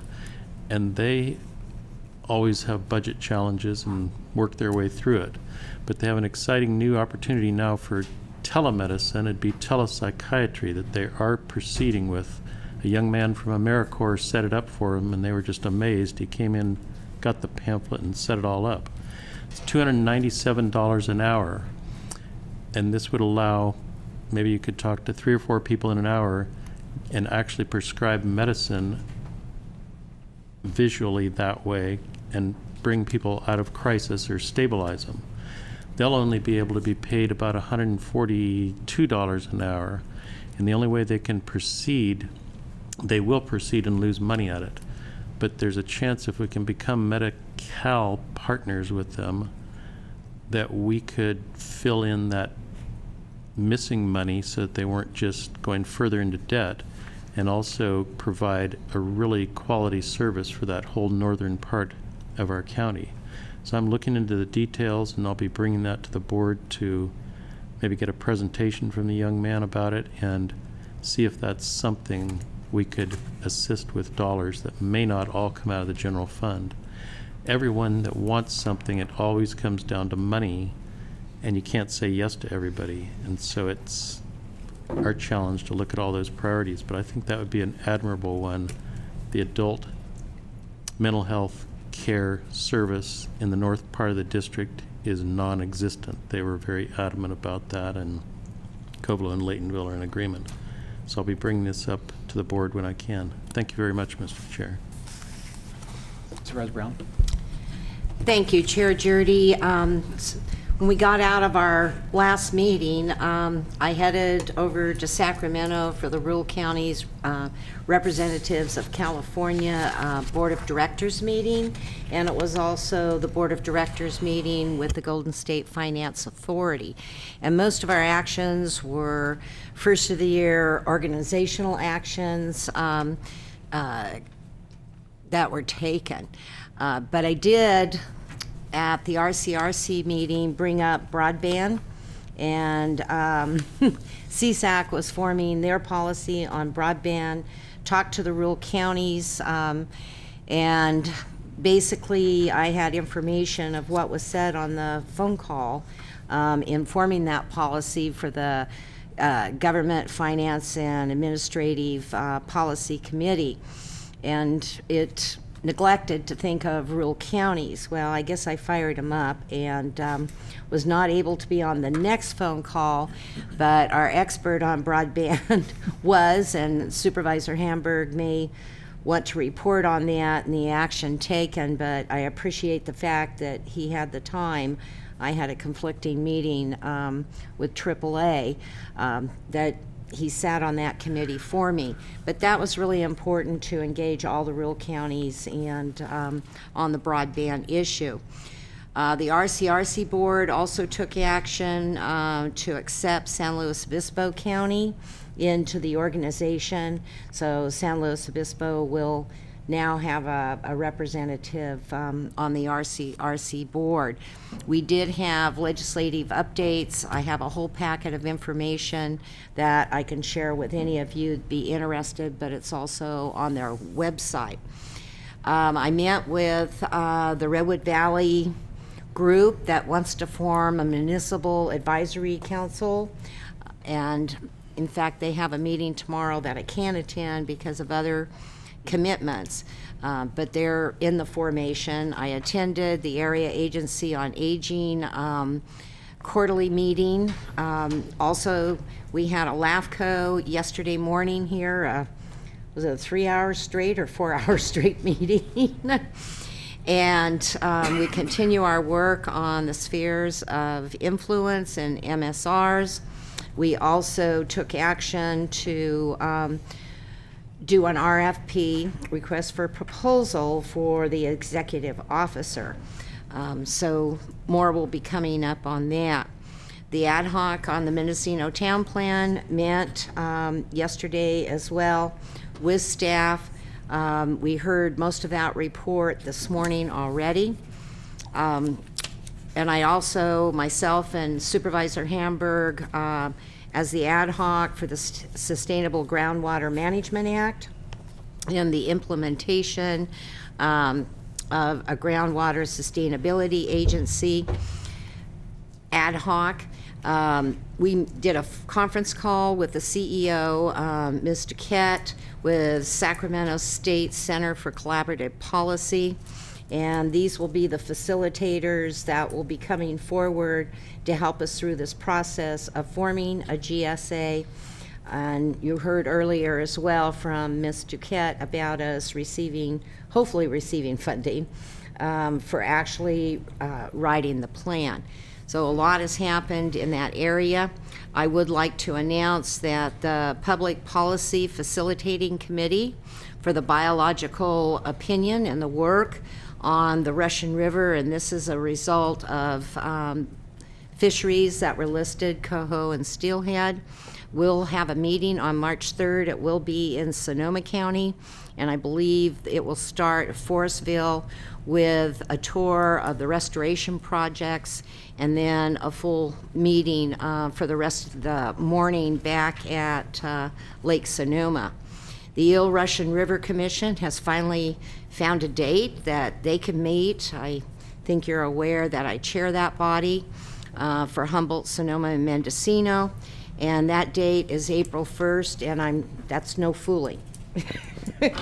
So, okay, thank you. Still a few more minutes before our 2 o'clock timed item. I did want to bring up a couple things that I would like to refer to the General Government Committee, which is Supervisor Brown and myself. This is an opportunity under board members where we can refer things to the standing committees. They're going to be meeting for the first time this year on next Monday. And so the 2 items I have that I'd like to refer, unless the board objects, to the General Government Committee would be, the first is to get some feedback from both Supervisor Brown and myself with staff on the technical options that we have to provide the county employees with information either on their pay stub or in an attachment to it, electronic attachment, which would simply show the employees what the county is also contributing towards their health care plan and retirement plan, et cetera. Currently, of course, the pay stub simply shows how much is being deducted from the paycheck, but not how much the county is contributing. So there's some technical limitations and options for the county, and so I think it would be a good discussion at the General Government Committee. So without objection, I'm hoping that can get referred to that committee. I'm not seeing any objection. And the second item is at some point in the past, and I don't know the exact time frame, before I was on the board, and there was an exploration by, I think, Supervisor Kendall Smith and the then County Council Gina Nindell to look at just sort of the history of different actions that the county had taken over the years on the pension plan, and just to see that, to ensure that all the steps were taken that were required by law. And I've talked to staff about this, and basically the purpose of sending it to the committee would be to find back from staff, okay, for us to do that research, it would take, let's say, X number of county staff hours, and then we would bring that back from this committee to the full board for the board to approve the work of the county staff to look into it. So without objection, I'd like that issue to be referred to the General Government Committee for us to hear from staff what it would take to research that. Well, I don't object necessarily, but rather than rather than research what actions had been taken, I'd like to see you research what actions could be taken to address retirement fund issues. So, Okay, well, one might be related to the other, yeah. but if you're willing to add that into it. Sure, then- okay, great. So I'm not seeing objections, so those two items will get referred to the General Government Committee. And Supervisor Brown. I really appreciate you bringing that up and referrals because I neglected to talk about an action, actually it's in our legislative platform due to problems both in Round Valley and Potter Valley, and it has to do with Tule elk. And the Fish and Game Commission is looking at revising regulations on elk hunting. And I do not know, I haven't dove into it yet to really study it. I do not know if it has to do with the Ranch for Wildlife program, which several ranchers in Potter Valley have gone into as a result of a large herd of Tule elk in Potter Valley, and this goes back to the mid-'80s. But anyway, I would also like to do a referral to the Government Standing Committee on Government Affairs, if possible. Wouldn't that be more appropriate for public resources, which I believe you're also on?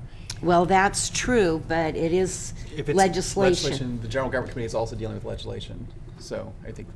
I mean, it could be either.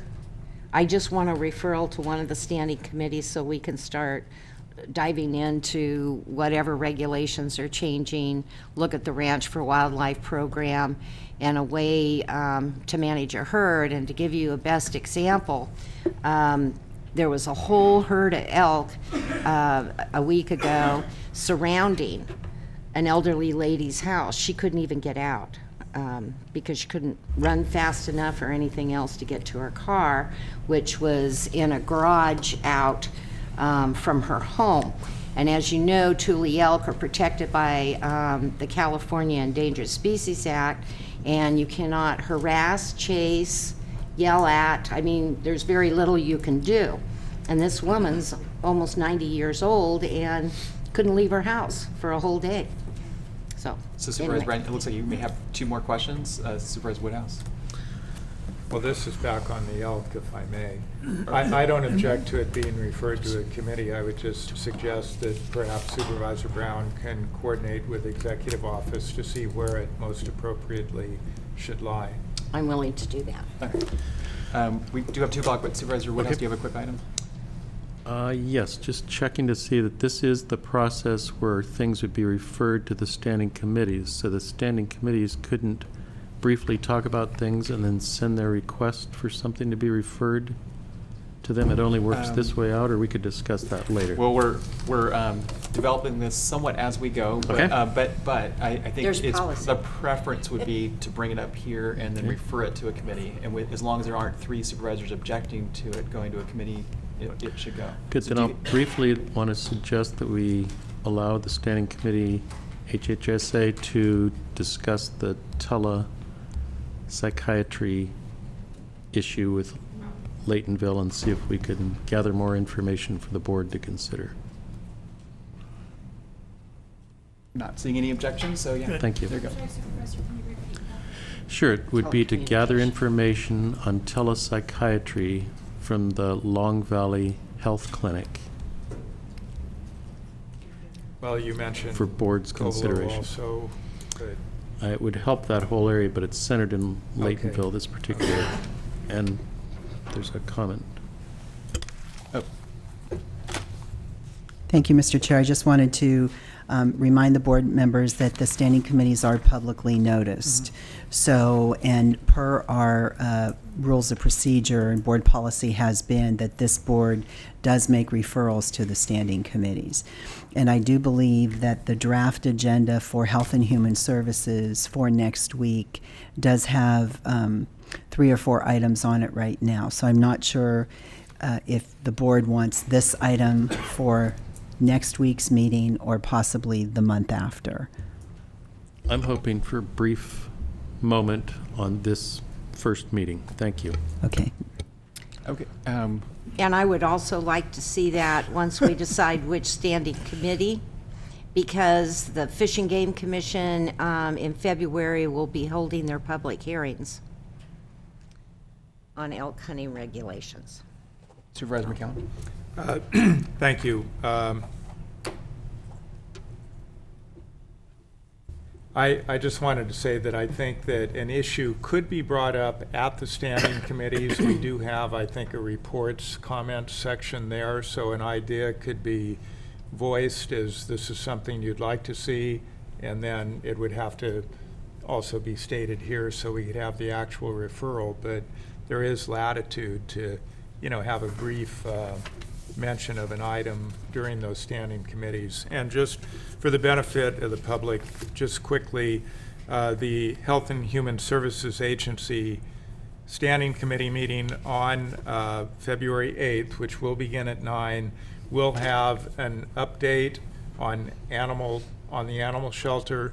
It will have an update on the Kemper report. It may also be that the report will be released possibly as soon as February 8th. The committee won't be discussing it. That'll come to a special committee of the full board. But if it's available, I think it'd be a good practice to get it out to the public as soon as we can. And then also we will be having an update on various recent reports affecting HHSA. I think there's been a lot of confusion over those. We're going to try and help clarify that. And the one more thing I want to mention under Supervisor Reports is just to repeat, there will be a marijuana town hall February 6th, 2 to 5 p.m., Senior Center in Willits on Bechtel Road, so that Supervisor Woodhouse and I, as the ad hoc, can hear from the public on what changes they think are appropriate for our local ordinance. Thank you. Okay, Supervisor Hamburg, we can maybe postpone your report till after we get that's through our fine. timed items. Yeah, we have a 2 o'clock item, Okay, so let's great. get on it. So now we're going to go directly to our 2 o'clock timed item, which is a discussion and possible direction to staff resulting from a presentation by AT&T representatives regarding AT&T's December 2015 announcement of a network upgrade in the North Coast. And the sponsor is Executive Office. Go ahead and introduce the item. Thank you.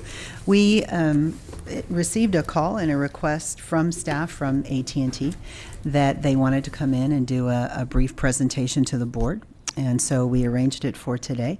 So if I could ask the AT&T representatives to please come up and introduce yourself and begin your presentation. Thank you.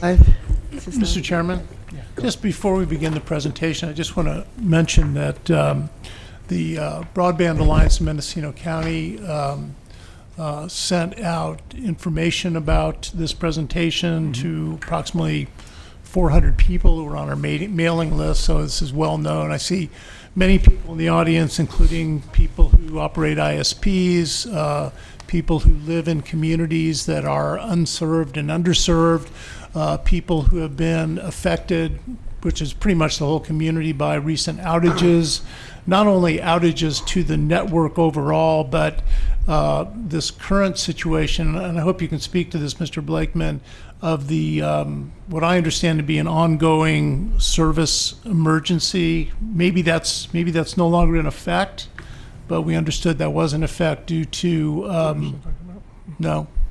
I know what you're talking about. Okay. Due to non-functional landlines, which continue to be a major problem in our county, throughout the county. This is news to me. So, oh, really? Yeah. Well, come to my house and try my phone. I mean, are you talking about an outage, or when you say the discussion of the state of an emergency? I'm talking about two things. I'm talking about the outages that we've experienced and all the effects which you're well aware of. And right. This is alums, you're also well aware of them. But also the trouble tickets, they're often called, the people who simply are either not getting a dial tone at their home, or are getting so much, or like me, get so much interference on their line that their line becomes basically unusable. And I don't know how many people there are who are in that situation, but my concern is that as you do these things which you mention in your letter, let's see, what was the letter that you sent out on December the 16th? The letter you sent out on December 16th talking about the upgrades that you were going to do. And the increased redundancy, and that we're going to have fewer service outages. I don't know, and I hope in your comments you'll address whether those will affect this ongoing problem with what seems to us to be a deterioration of the infrastructure from the central offices to the home.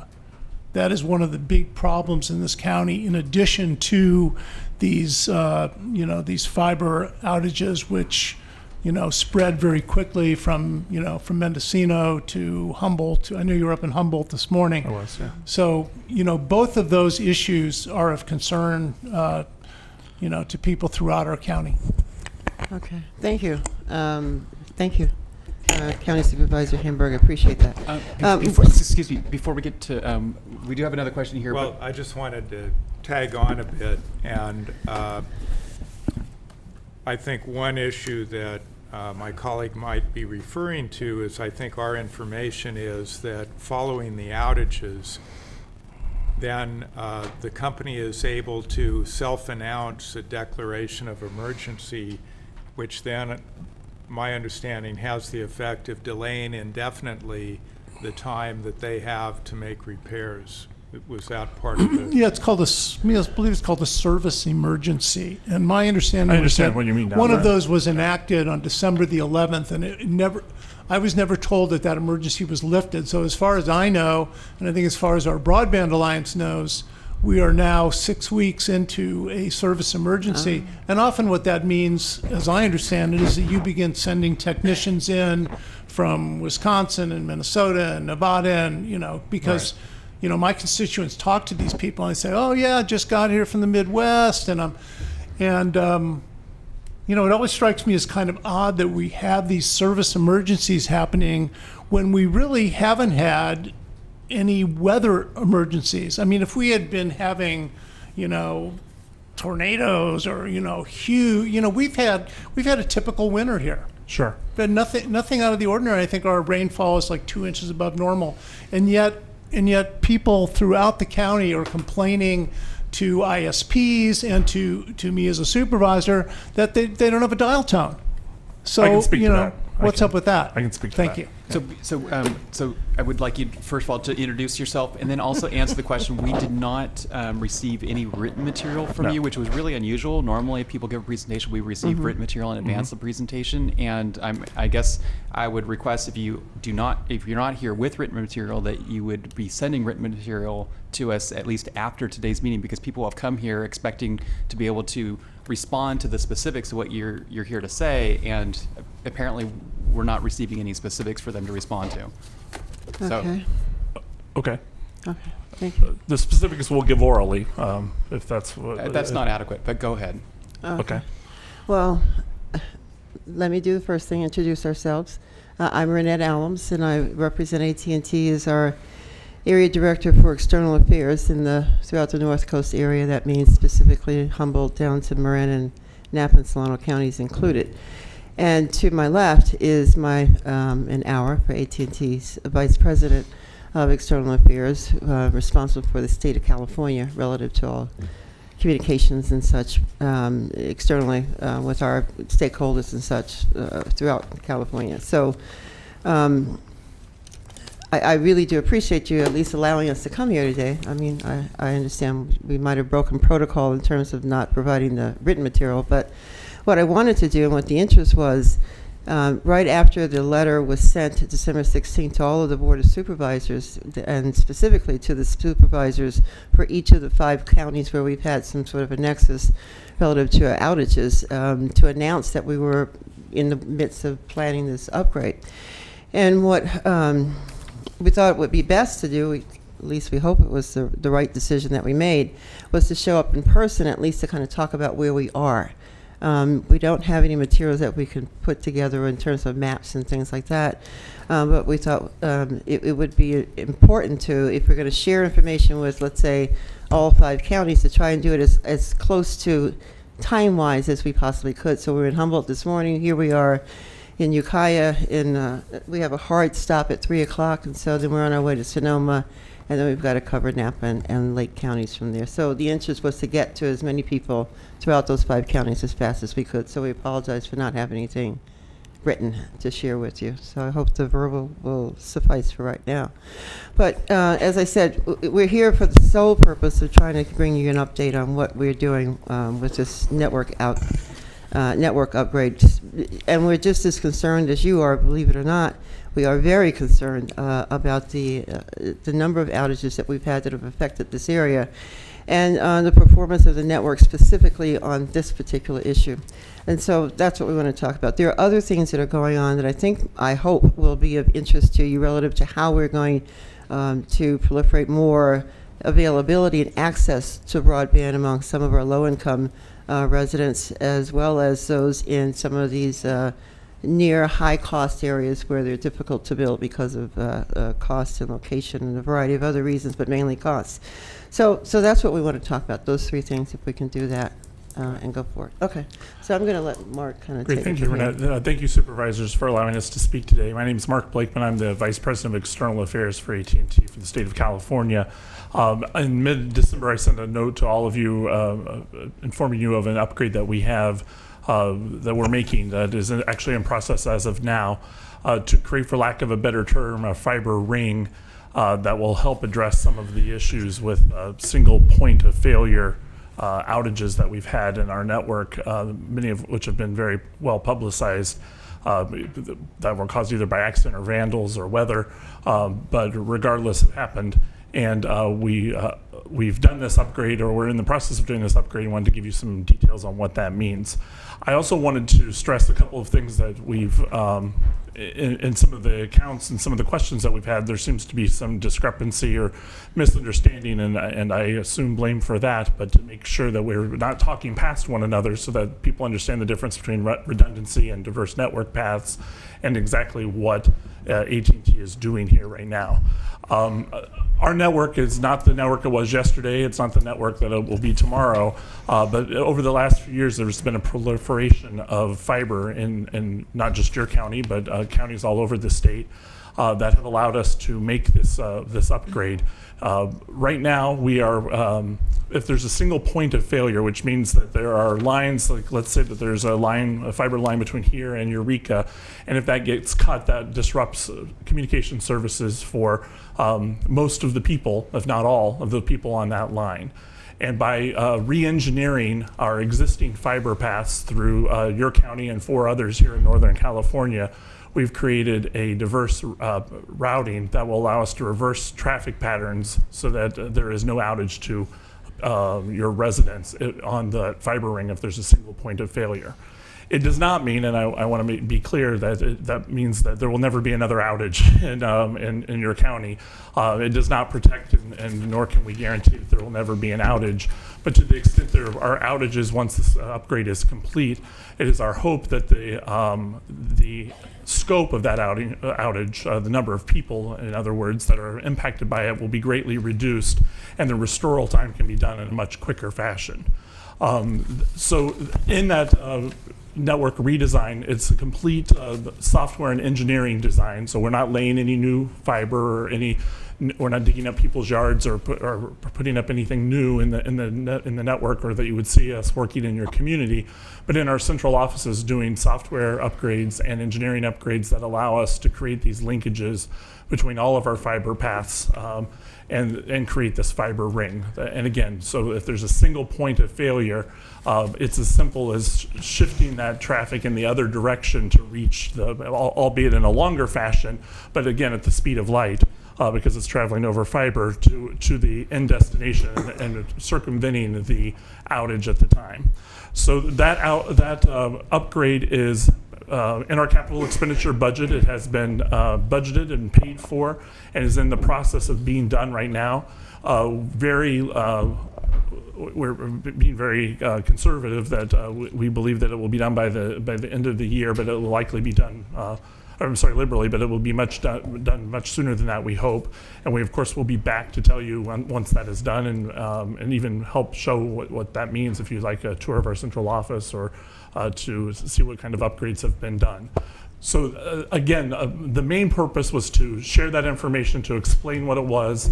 I did want to clarify the difference between redundancy and diverse paths in our mind. Redundancy means that you have another line that your information can travel over, but in some instances, redundancy may even be in the same trench as the other path. And therefore, if a backhoe were to cut that or a vandal were to cut into that trench, it could indeed sever both lines, and therefore, while redundant, while there are two separate paths that it could travel for, it's in the same trench, and therefore would be interrupted. In a diverse routing situation, we actually changed the way that the direction and the route that information or that phone call or that data travels in order to deliver it to its endpoint. And therefore, we can, by being able to do that, we can mitigate the number of people that are impacted if there is indeed an outage.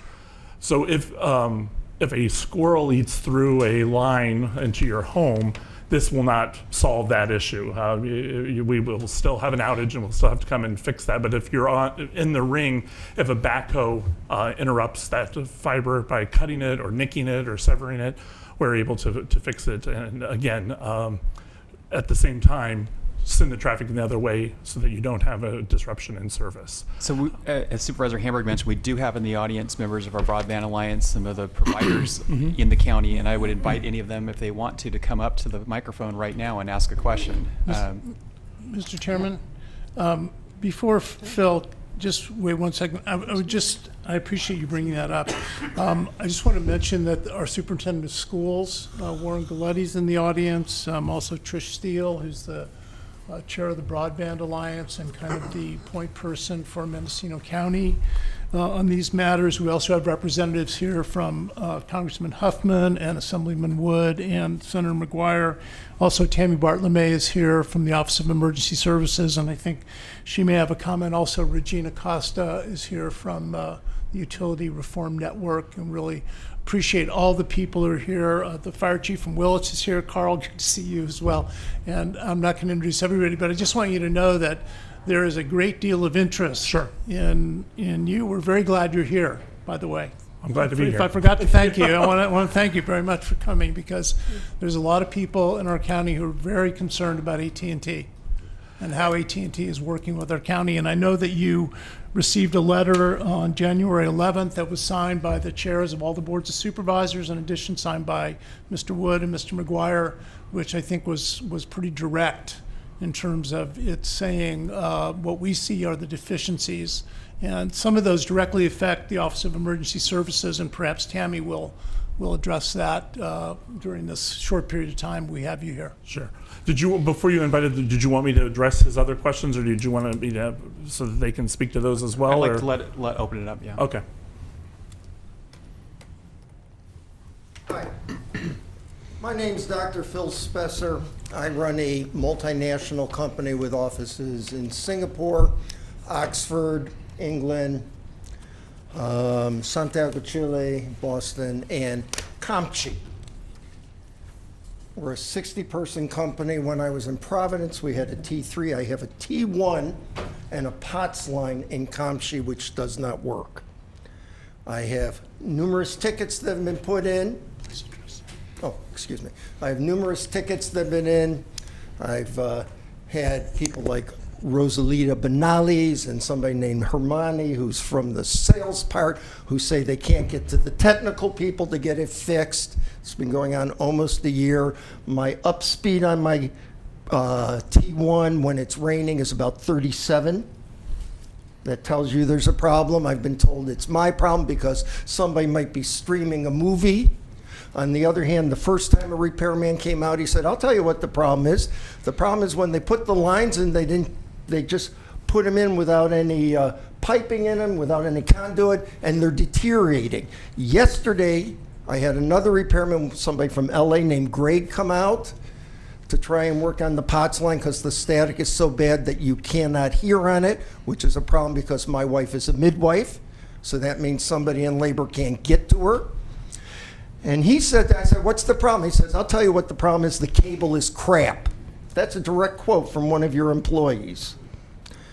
The problem is you guys know that it's crap, and you refuse to do anything. I believe that's called willful negligence in the eye of the law. And I am at the point now where I have complained to the FCC and I'm about to sue you guys. And I would not like to do that because that's a pain for me and it's a pain for you and it's a pain for everybody else. But to add, I'll shut up in 1 second. To add insult to injury, what happens is when I complain about the only positive thing I've gotten is, I said, why don't you stream fiber? And there's like, oh, we can't stream fiber up to your house and to your ranch. On the other hand, you send me a marketing piece that says if you're willing to pay $500 more a month, we'll put fiber up. So obviously you have the right of way and you can solve these problems, but I guess we in Mendocino are what you call chump change. So I would very much like to have an opportunity to talk with one of your technical people. My company does something called commercialization of technology. We work for NASA, DOE, DOD, pretty much every federal agency and the equivalents around the world. So I don't think we're unsophisticated about this. The problem is you don't care about your customers and you're rude to the customers on the phone when you say you do care to them. Anyone else? Excuse me. Can I get his Go ahead card? and come up while you're speaking. No, I just would like to get his card or number or something. Okay. Yeah, we can get it for you. Okay. Yeah. Sir? Your card? Go ahead, Tammy. Go ahead, Tammy. Okay. Good afternoon, Tammy Bartlemay, Office of Emergency Services. And I'm very interested in learning more about your creating this fiber ring because, as you know, we experienced a fiber optic cut where we lost 911 communications. And so now the county is looking at spending dollars to put in intercom systems between our dispatchers so we have the assurance that they'll be able to communicate to each other in the event of another fiber cut. Also, the county, I'm sorry. I just wanted to say, why don't you wait until they can listen? Okay. Mr. Chair. Okay. Resume. Sorry about that. That's okay. And we're also looking at ways, as you know, during the fiber cut, we indicated that our local communities go in the event of emergency, report to their fire departments, which not every fire department is staffed. And at the time, that didn't come to light until a fire station called and said, I got to get someone out there. So for us, we're now thinking, okay, well, we can put in these emergency, similar to a call box that's along the freeway. We could put them at each fire station, but you're looking at about $50,000 a piece. So I'm hoping that this system that you guys are talking about, this create a fiber ring, is truly going to help our county because it's hard when 911 communication goes down for our dispatch, but it's even harder when the community can't call in the event of a heart attack or some type of emergency, and that's scary to me. Thank you. Go ahead. I also saw Sage. Do you want to come up, Sage? Sage is from Fort Bragg, so I want to make sure we get someone who's driven all the way over here who gets a chance to speak. Thank you. And see you again. Hi guys, good to see you guys again. My name is Sage Statham. I'm the manager of MCN, which is a internet service provider servicing Mendocino and Fort Bragg. We are a reseller of Sonic Telecom, who's a CLEC, serving I think like 190 central offices here in California. I think the terms that you guys were looking for is a heavier repair load, so we get delays on our tickets. So just some quick numbers for you. In the months of December and January, we had 133 trouble tickets opened with AT&T. We had, 172 tickets opened with AT&T. 133 of those, they missed their initial commit date due to their heavy workload. We're currently running an average of about 12 calendar days to get a ticket repaired. So this is when we're talking about the state of the lines themselves, those are the kinds of things we're worried about. And some of these people are, hard service phone down where they have no dial tone, no 911, no internet, no anything until somebody gets out to look at these. Some of these tickets we have to reopen several times to get a proper repair. I have tickets going up to 45 days here, starting from December 18th to we are still currently trying to get their line fully restored. Now to the other portion of it, the fiber redundancy. Sonic leases fiber from AT&T, which connects from Mendocino to Ukiah through it comes across 253 and across Comps Ukiah, which was our first fiber cut back a year and a half ago. And I actually just received an email today that the AT&T has completed fiber construction to the Mendocino CO, which would give us access to a redundant route outside of the existing route, which would cross through AT&T's redundant fiber network that they're here talking about today, and that would give us full redundancy in the case of a fiber cut.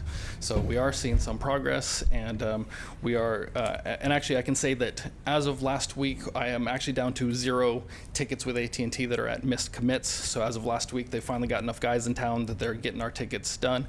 I actually had a ticket that I opened last night at 7 p.m. and they had a guy out there at 9:30 this morning. So it's one of those that we are starting to see some improvement. But as was mentioned, this has been an average rainfall season and not a true emergency state, which goes back to what they're on their dispatch website. It's labeled as heavy repair load, so it's not it's not a true emergency. It's just they don't have enough guys out in the field to handle the load of calls that they have coming in. Thank you. Thank you. Do you have anyone else that wants to come up and speak?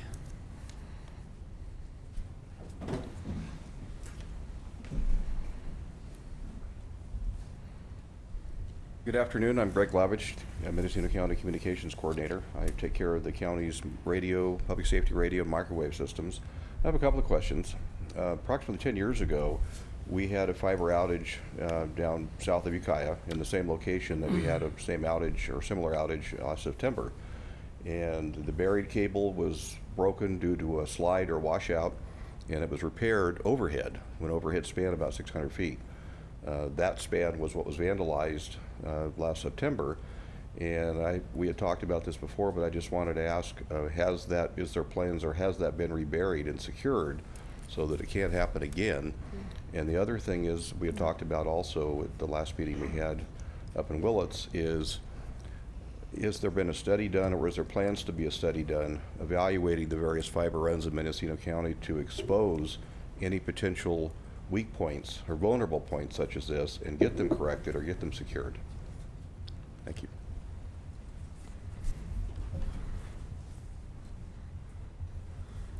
Trish, do you want to come up?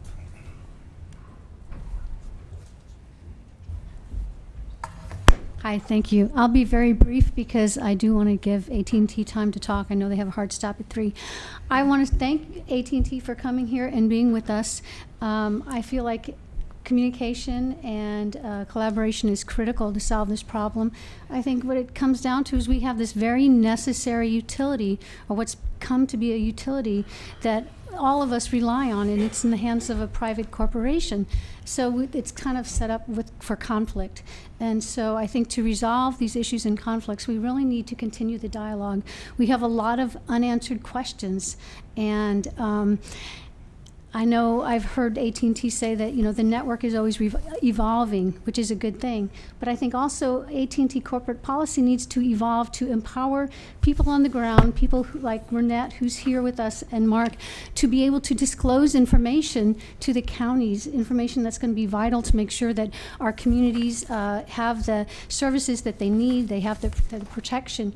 And so I would like to see that brought back to corporate policy, that it needs to evolve to be able to collaborate with communities and form shared relationships and working relationships. I think that's going to be really, really important.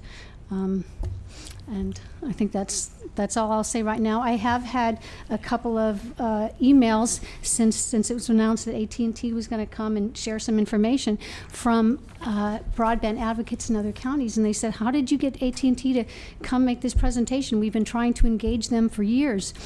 And I'm not sure why. Maybe the outages, the fact that we have some coordinated broadband groups, but I think it's really important for AT&T to engage with the different counties, and I'm just very thankful that you are engaging with us, and I'd like to see that continue.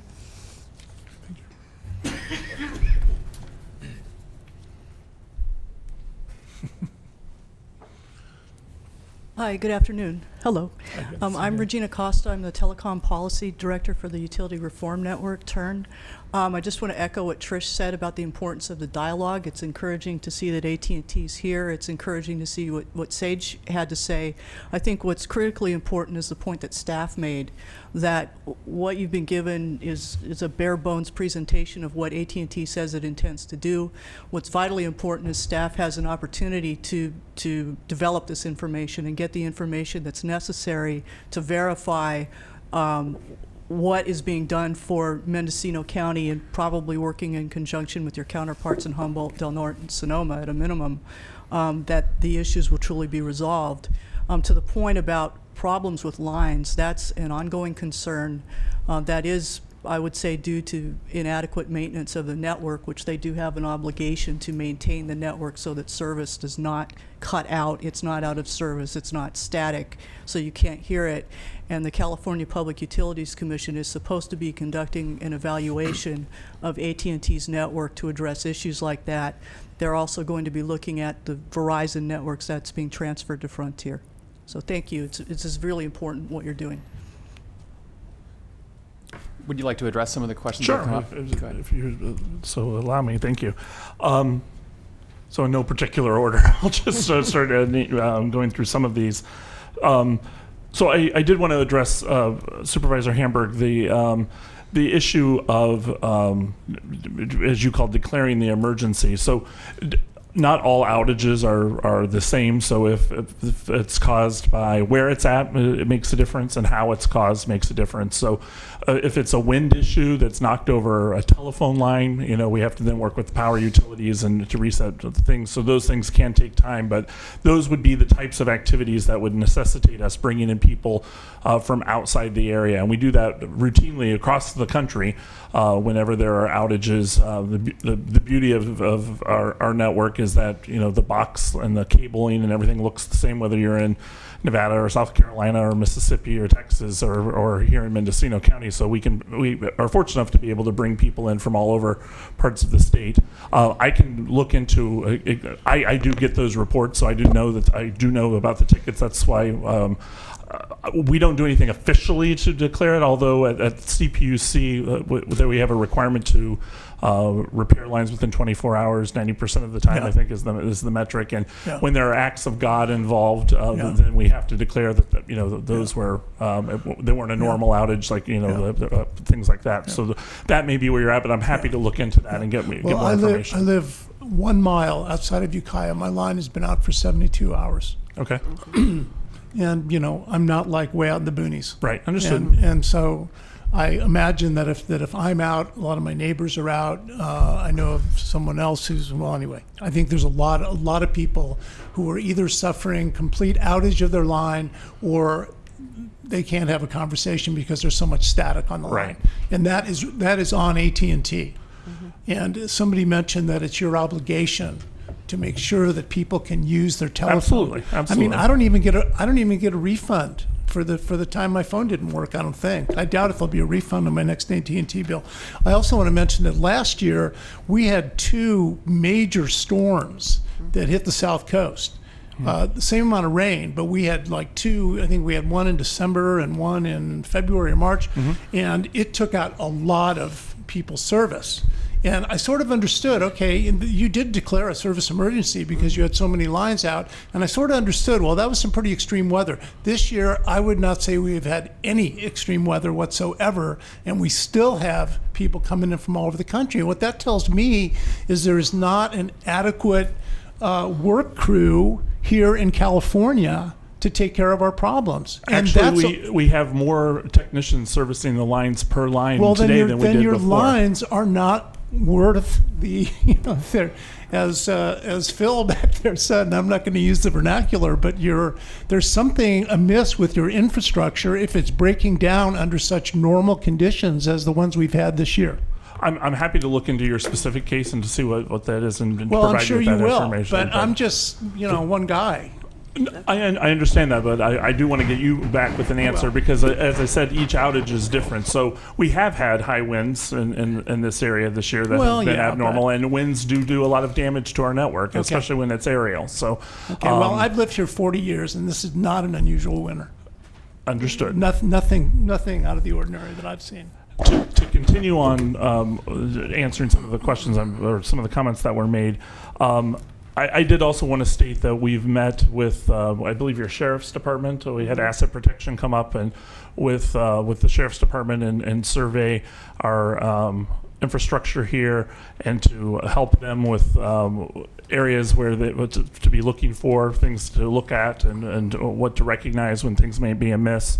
And without going into a lot of detail, but to work with them, as we do with law enforcement and other parts as well, to help them so they can help us. So that meeting has taken place. Do you know, Renette, the date? That I don't remember. I can't remember. It was the latter part in of December, I believe it was. We did that. So I did want to make sure that was. I would be happy to look into some of the specifics and, for the people that had specific instances, I can't speak to them right now, but I'm happy to look into their specific issues and concerns and get back to them in a reasonable time, and I'm happy to report back to you if they would allow me to do that so that you know what we've done as well. One of the items I heard brought up that I think needs to be addressed is this suggestion that came from the county, I guess at the meeting in Willits, which I think was the meeting that was sponsored by Congressman Huffman, and again you heard it again today, which is have you done an assessment of vulnerable points in the network here in Mendocino County, and if so, can you share that with, I think it'd be great if you share it with the sheriff's office, but also which is with the county's IT department, because they're not the same department, and the IT department may have some information that the sheriff's office may not have. Sure. And so that sounds like a reasonable request. Yes, it absolutely is a reasonable request. I know we've shared some of that type of information with the sheriff's department. Let me look into and check with asset protection to see if we can bring your IT department as well into that discussion. Supervisor Brown. Thank you. What type of programs do you have so that when either road departments, Caltrans, county roads, private landowners, when they get ready to dig, do you have a call-in program? Yes. Do you? So the state runs a USA program, an undergrounding program. Call before you dig. Call before you dig, and that we're all required to do anytime you dig. So it's just not electrical, it's all utilities? No, it's all utilities, and we participate in that, and I believe our color is orange. If you see us on the markings, that means that we have telephone lines there. Okay, thank you. Supervisor Woodhouse. Thank you, Mr. Chair, and believe it or not, we are glad you're here. Thank you. I haven't had a complaint today because I've been here, but I'm sure there's one on my phone. Okay. Yesterday at the bank, a lady who's been there 30 years, she's a widow and lives up on Pine Mountain. She's having phone problems and she's just scared. So I'd like to get your number. Sure. Her phone's been out for 40 days now, and she's really great. She calls all your people in the other states, and they're very friendly, and they all tell her something, and she's just stuck and afraid. So I'd like to get your contact information and be able to give it out to constituents. Absolutely. Because there is a change. We've all been here a long time, and there is a problem with the infrastructure. It is aging, and you have the fun job of explaining that. But I appreciate you being here, and I definitely want your number for my friend. All right. Thank Not you. a problem. I just want to give it an observation and just give you an orientation on the Mendocino coast. So I live in Fort Bragg. Okay. And I live 1 mile east of Highway 1 in city limits. Mm-hmm. If someone were to live on the other side of the river, out of city limits, 1 mile east of Highway 1, they would still be on dial-up. And I just think in this day and age, that's just not acceptable. And so it gets to the point that we need better internet access, higher speed internet access in what I would call urbanized California. Sure. I mean, we are small towns.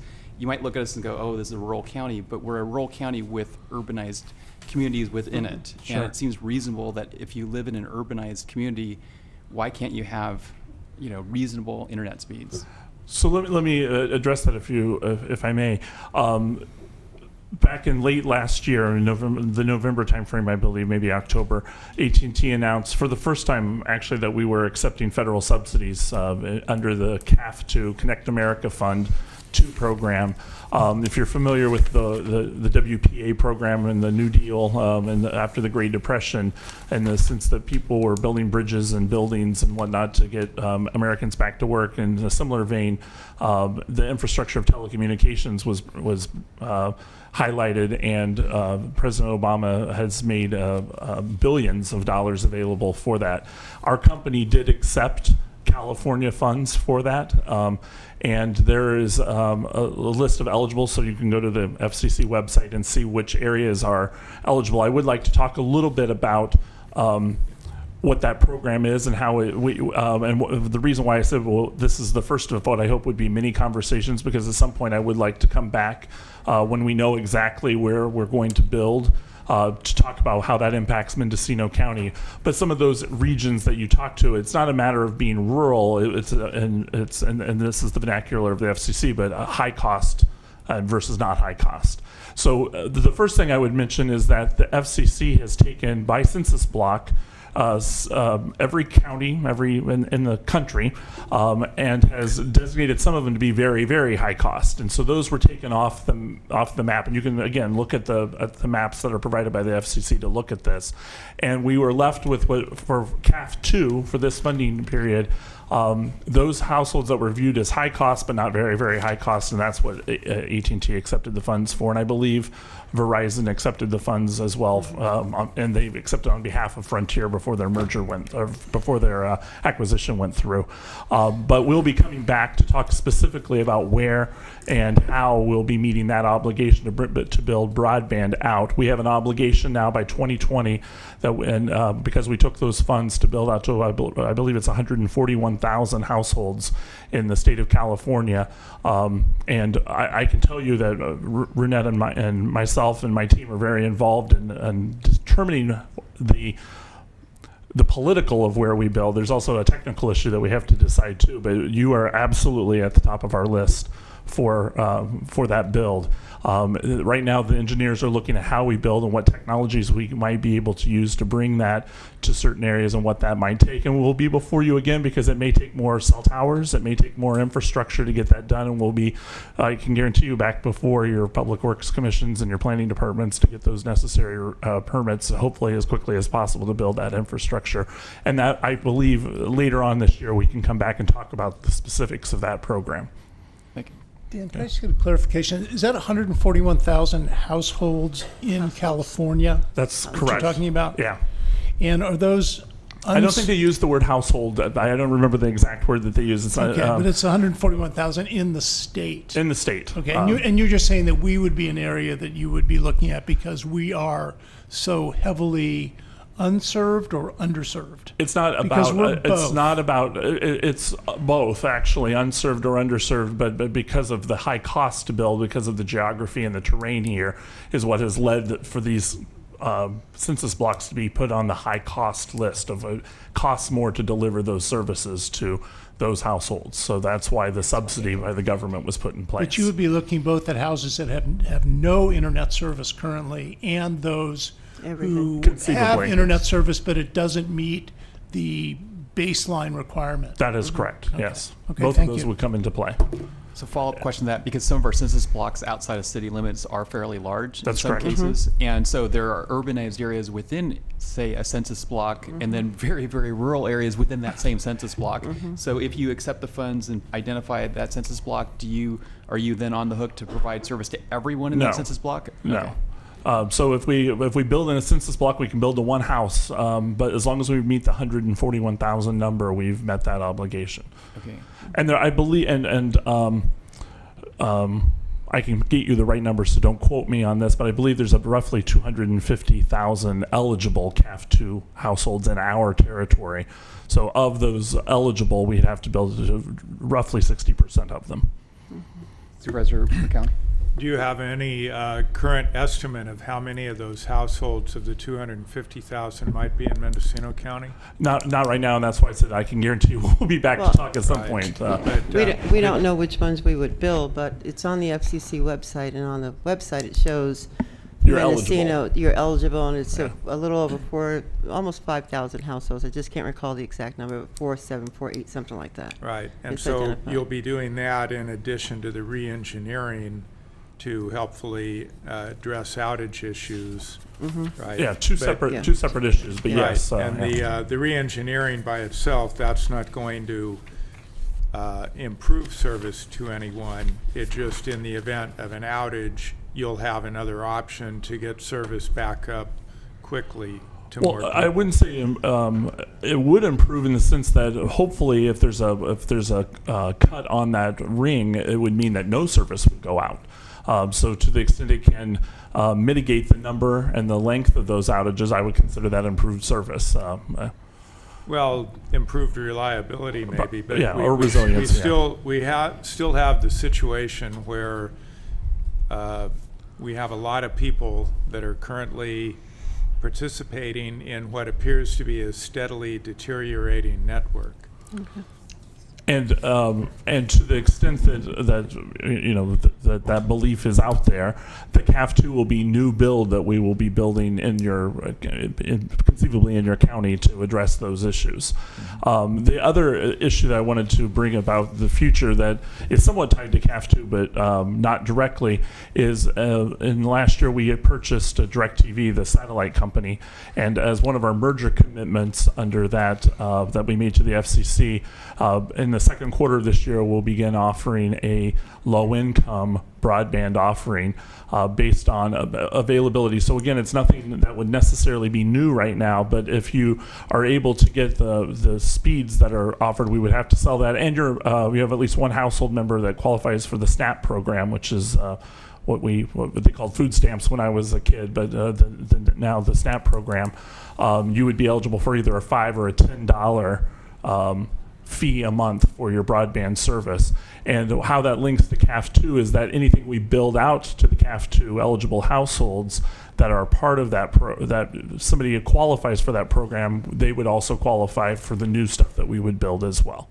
So if we build in an area that doesn't have service now or doesn't meet the guidelines, and we build under CAF2, and somebody is one of the household members qualifies for SNAP, then they would be able to qualify for that low income price point as well. So we may have some follow-up questions from members of the audience. Do we have any follow-up questions?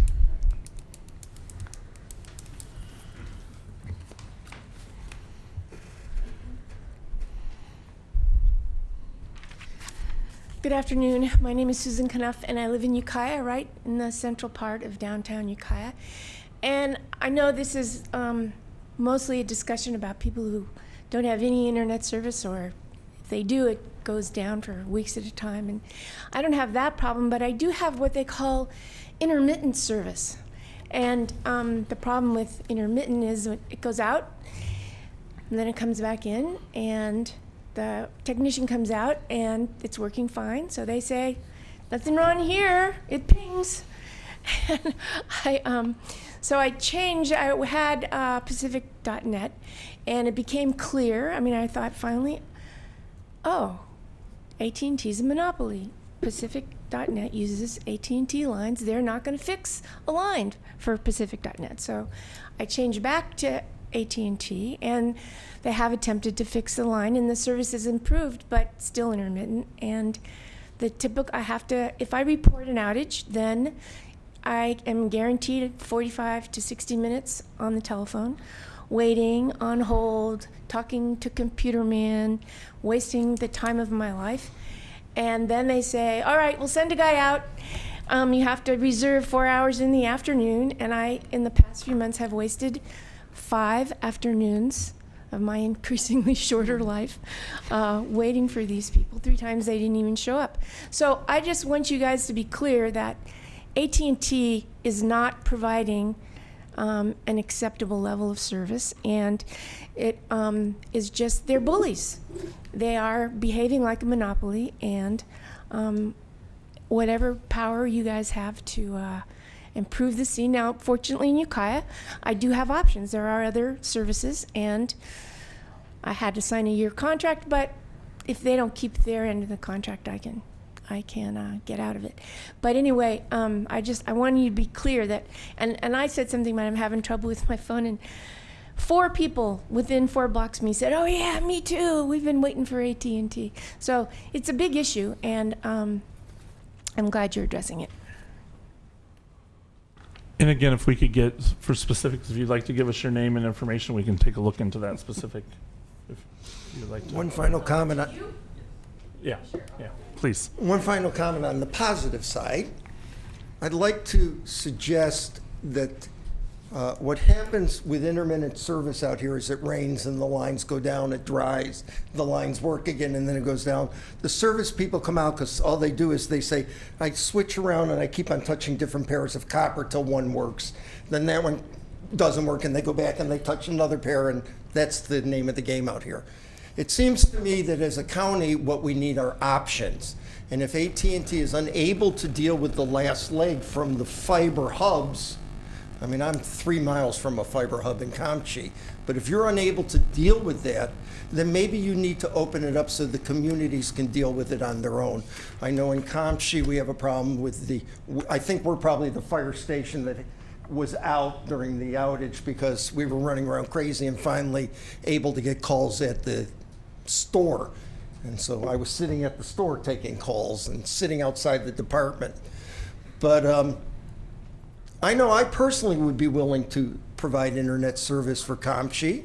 I know how to put that together in probably 15 different ways from technologies we've looked at, but we can't get access to your fiber lines to do it.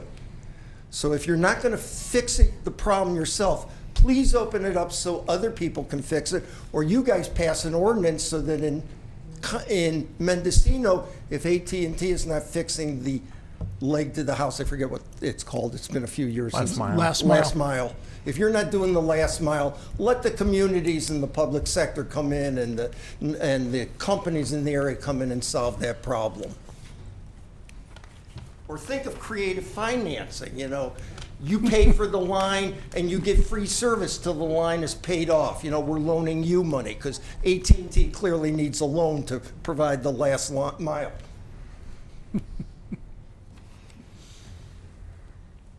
Regina Costa with Turn once again. To follow up on a couple of things. On the deteriorating service, there is a proceeding at the Public Utilities Commission on service quality, and in the record of that proceeding, the staff's findings are that neither AT&T or Verizon have ever met the requirements for repairing out of service. Okay? And so there are other rules that are being considered to implement penalties and fines and things of that nature. But it's vitally important that the Public Utilities Commission hears these stories, because this is reality. And reality isn't always manifest at 505 Van Ness Avenue, which is where that commission is located. The second thing, with respect to the Connect America Fund 2 funding, on the maps, it's practically impossible to figure out what areas are eligible on those maps. I live in rural Sonoma County, West County. My weather patterns are quite similar to yours. We have the same sorts of issues. I tried to figure out where in Cazadero, for instance, in that area, using those maps would actually be eligible. It's really tough.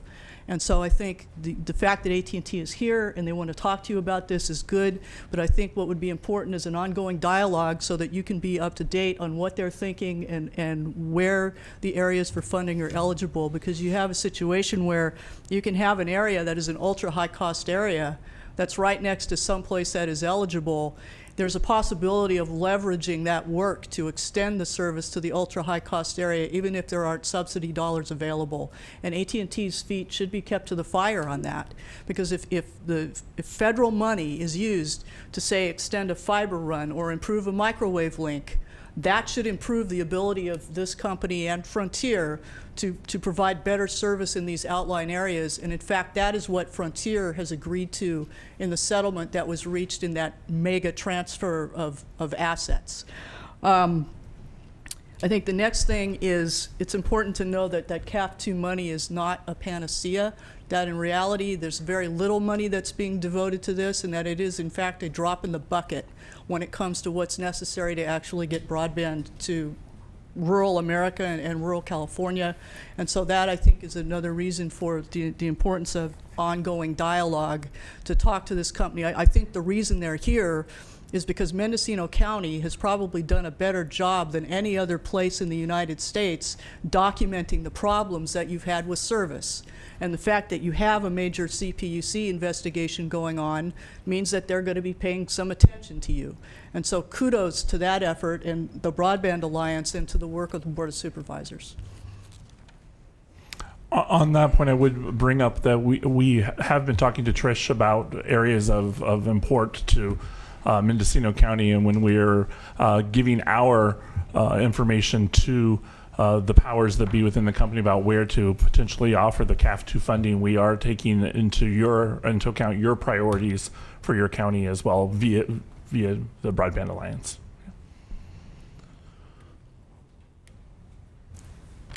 Thank you. Yes, I'm Alan Spivak. I'm a resident of Redwood Valley. I'm glad to hear the description of redundancy versus the ring network. After working with NASA for 18 years, who invented the idea of redundancy and single point of failure analysis, I fully understand what was presented. The issue that is most in my mind was the loss of 911 service. I fail to understand why our 911 calls were routed to Sacramento to be addressed. I think that it should remain within the county. Those calls are very local in nature, and I think the service for those calls should remain very local, so that this sort of incident could not happen yet again. I was called out by Greg Glavich as a radio amateur to go around various service agencies, hospitals, clinics, firehouses, and take assessment of what their communications impact was during that last outage. And while that was an enjoyable thing to do, I wound up spending the afternoon in the Tribal Health Center evaluating their circumstances. They had no internet. They had limited telephone access. And I showed them how to use their UHF radio connection to the hospitals in the area. They had been unaware that it was available to them. When I arrived home, I found that my internet service still worked because it's with a local entrepreneur in the county who has built this network himself, and it's all based on microwave. I'm not sure where he attaches to the network, but it works. So I strongly support local entrepreneurial work in our communication system. Thank you very much. Supervisors, there have been several questions about public safety, and I did want to bring up that you may have been familiar with the fact that the federal government has established a $7 billion fund to build what's called FirstNet, which is an interoperable communications network that would be exclusive to first responders. While that RFP is out now and AT&T is evaluating it, our executives have made very public statements about it's our intention to bid for that or to submit for that RFP, and that may be another reason yet to come up and discuss other things once that RFP is closed and it's been issued to someone. But whoever gets it will likely have to build a lot more towers and a lot more antenna in order to serve that network. But that, again, this is a long-term solution that it will take years likely to build a $7 billion national project. But wanted to let you know that is something that AT&T is looking at as well. Okay, we're coming up on the 3 o'clock, and Supervisor Brown has one more question. Actually, it's not a question. I was going to say it's 3 o'clock. Thanks for keeping me on time. But I appreciate you coming. There were AT&T representatives at the rural counties representatives California annual meeting. Tim and Alice from my team were there. Right, yes. and I presented our letter along with information of what had occurred just 2 weeks before in September. So I really appreciate you being here. I appreciated their concern and working then with our CEO, but appreciate you being here. And even though we've been boisterous and you can tell we're upset and continue to be upset, don't let that scare you away. Well, We're here to work with you if we can get something going. It certainly doesn't scare me, and I appreciate that. And for my part, I'm sorry that your county has gone through that, and I think shame on all of us, especially from a communications company, if we've faulted on communicating. And I think that I want to make a point here of saying that, again, that this is not the only meeting that I hope to have, and that our team will be here. And I do want to, and I mean this sincerely, want to have an open dialogue to discuss some of these issues. I can't promise you that we're going to be the panacea for all of them, but I want a seat at the table, and I appreciate that you letting us do that. So thank you very much. And I'll hold you to that. Please do. Okay, so will you. I. Thank you, everyone. Thank you. Thank you. Supervisor McCown. And I think Supervisor Hamburg also. No? Okay. All right. I mean, I do, but, That's a good start anyway. Yeah. So I would like to thank county staff for arranging this, and hopefully it'll lead to a few positive things. I think the only thing we have left on the agenda is Supervisor Reports. Oh, I did have a report. Supervisor Hamburg, I apologize if you had more. If I what? If you had more, I was just trying to. Oh, no. I actually, the main thing I wanted to say you said, which was that we want them to come back.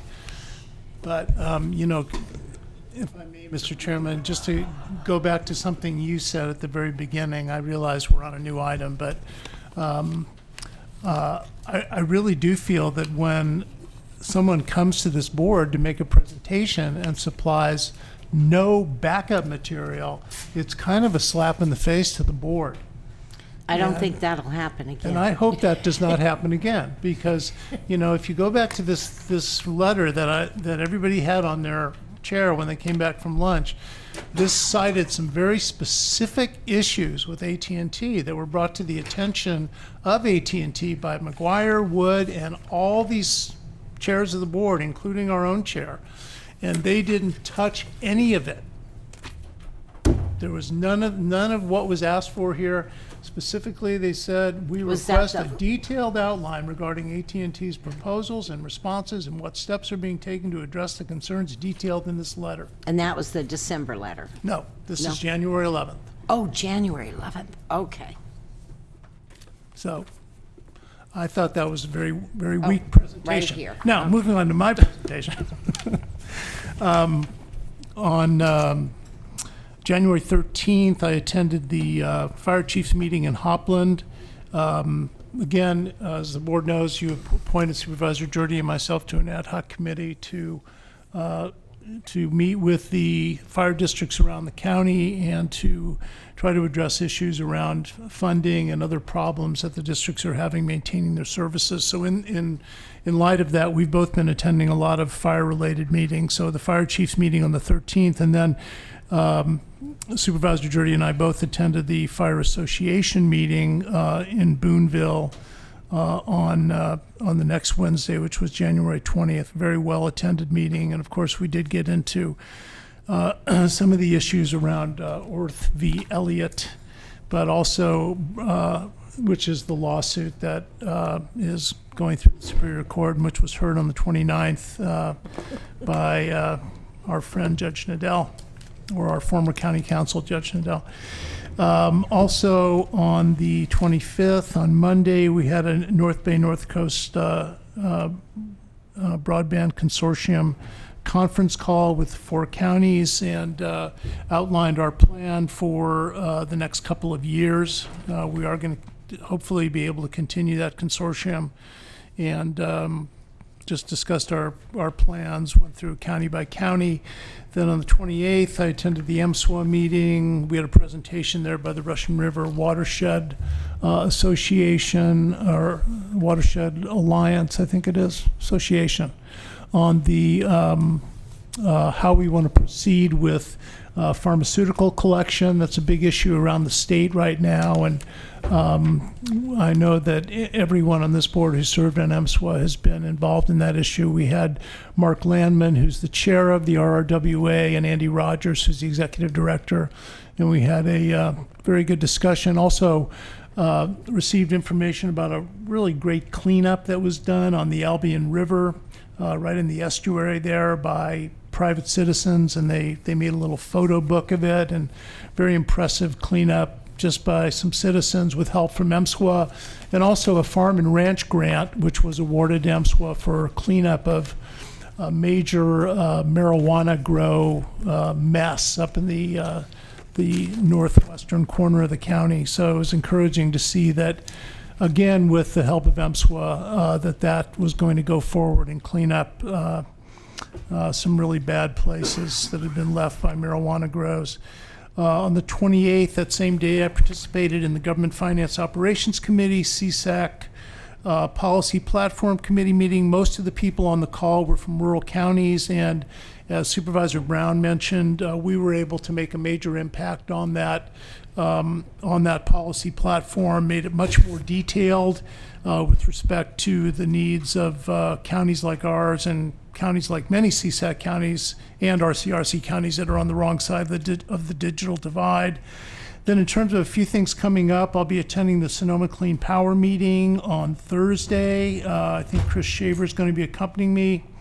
And then on Friday, the Friends of the Mendocino College Coastal Field Station will meet again at the boardroom out at the college. The main discussion is still the conservation easement with BLM, but that is quite an active group and seems to be making good headway working with the College Foundation and the board of the college, of course. And then next Wednesday, we're having a meeting at the Manchester Garcia Grange with Dan Martinez, who is the it's called Area 1, Caltrans, District 1, Caltrans maintenance manager, to discuss problems at the Garcia Flats with the, I think we've had 3 closures already this year at the Garcia River.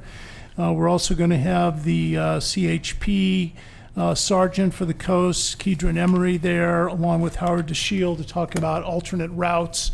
There is one possible alternate route other than Highway 1, and that, of course, is Windy Hollow, which many of you have heard about and know all the problems associated with that. But anyway, Howard will be there to discuss that with the community on February the 10th in Manchester. So that's my report. Supervisor McCown, do you want to bring up anything? Well, I would mention, because just to give people a heads up, at our next meeting, Supervisor McCown and I will have what we hope will be our final report on the library A87 charges. Last Wednesday, I was able to attend a part of the Library Advisory Board meeting, so I was able to give them an overview of what to expect, so they won't be caught off guard by what we present on next Tuesday. So there you have it. So I guess we're going to adjourn the meeting at 10 minutes after 3. You know, I would just like to say, Chair Jurdy, you do a good job. Really? Really? I didn't. You get some good. Oh, you did.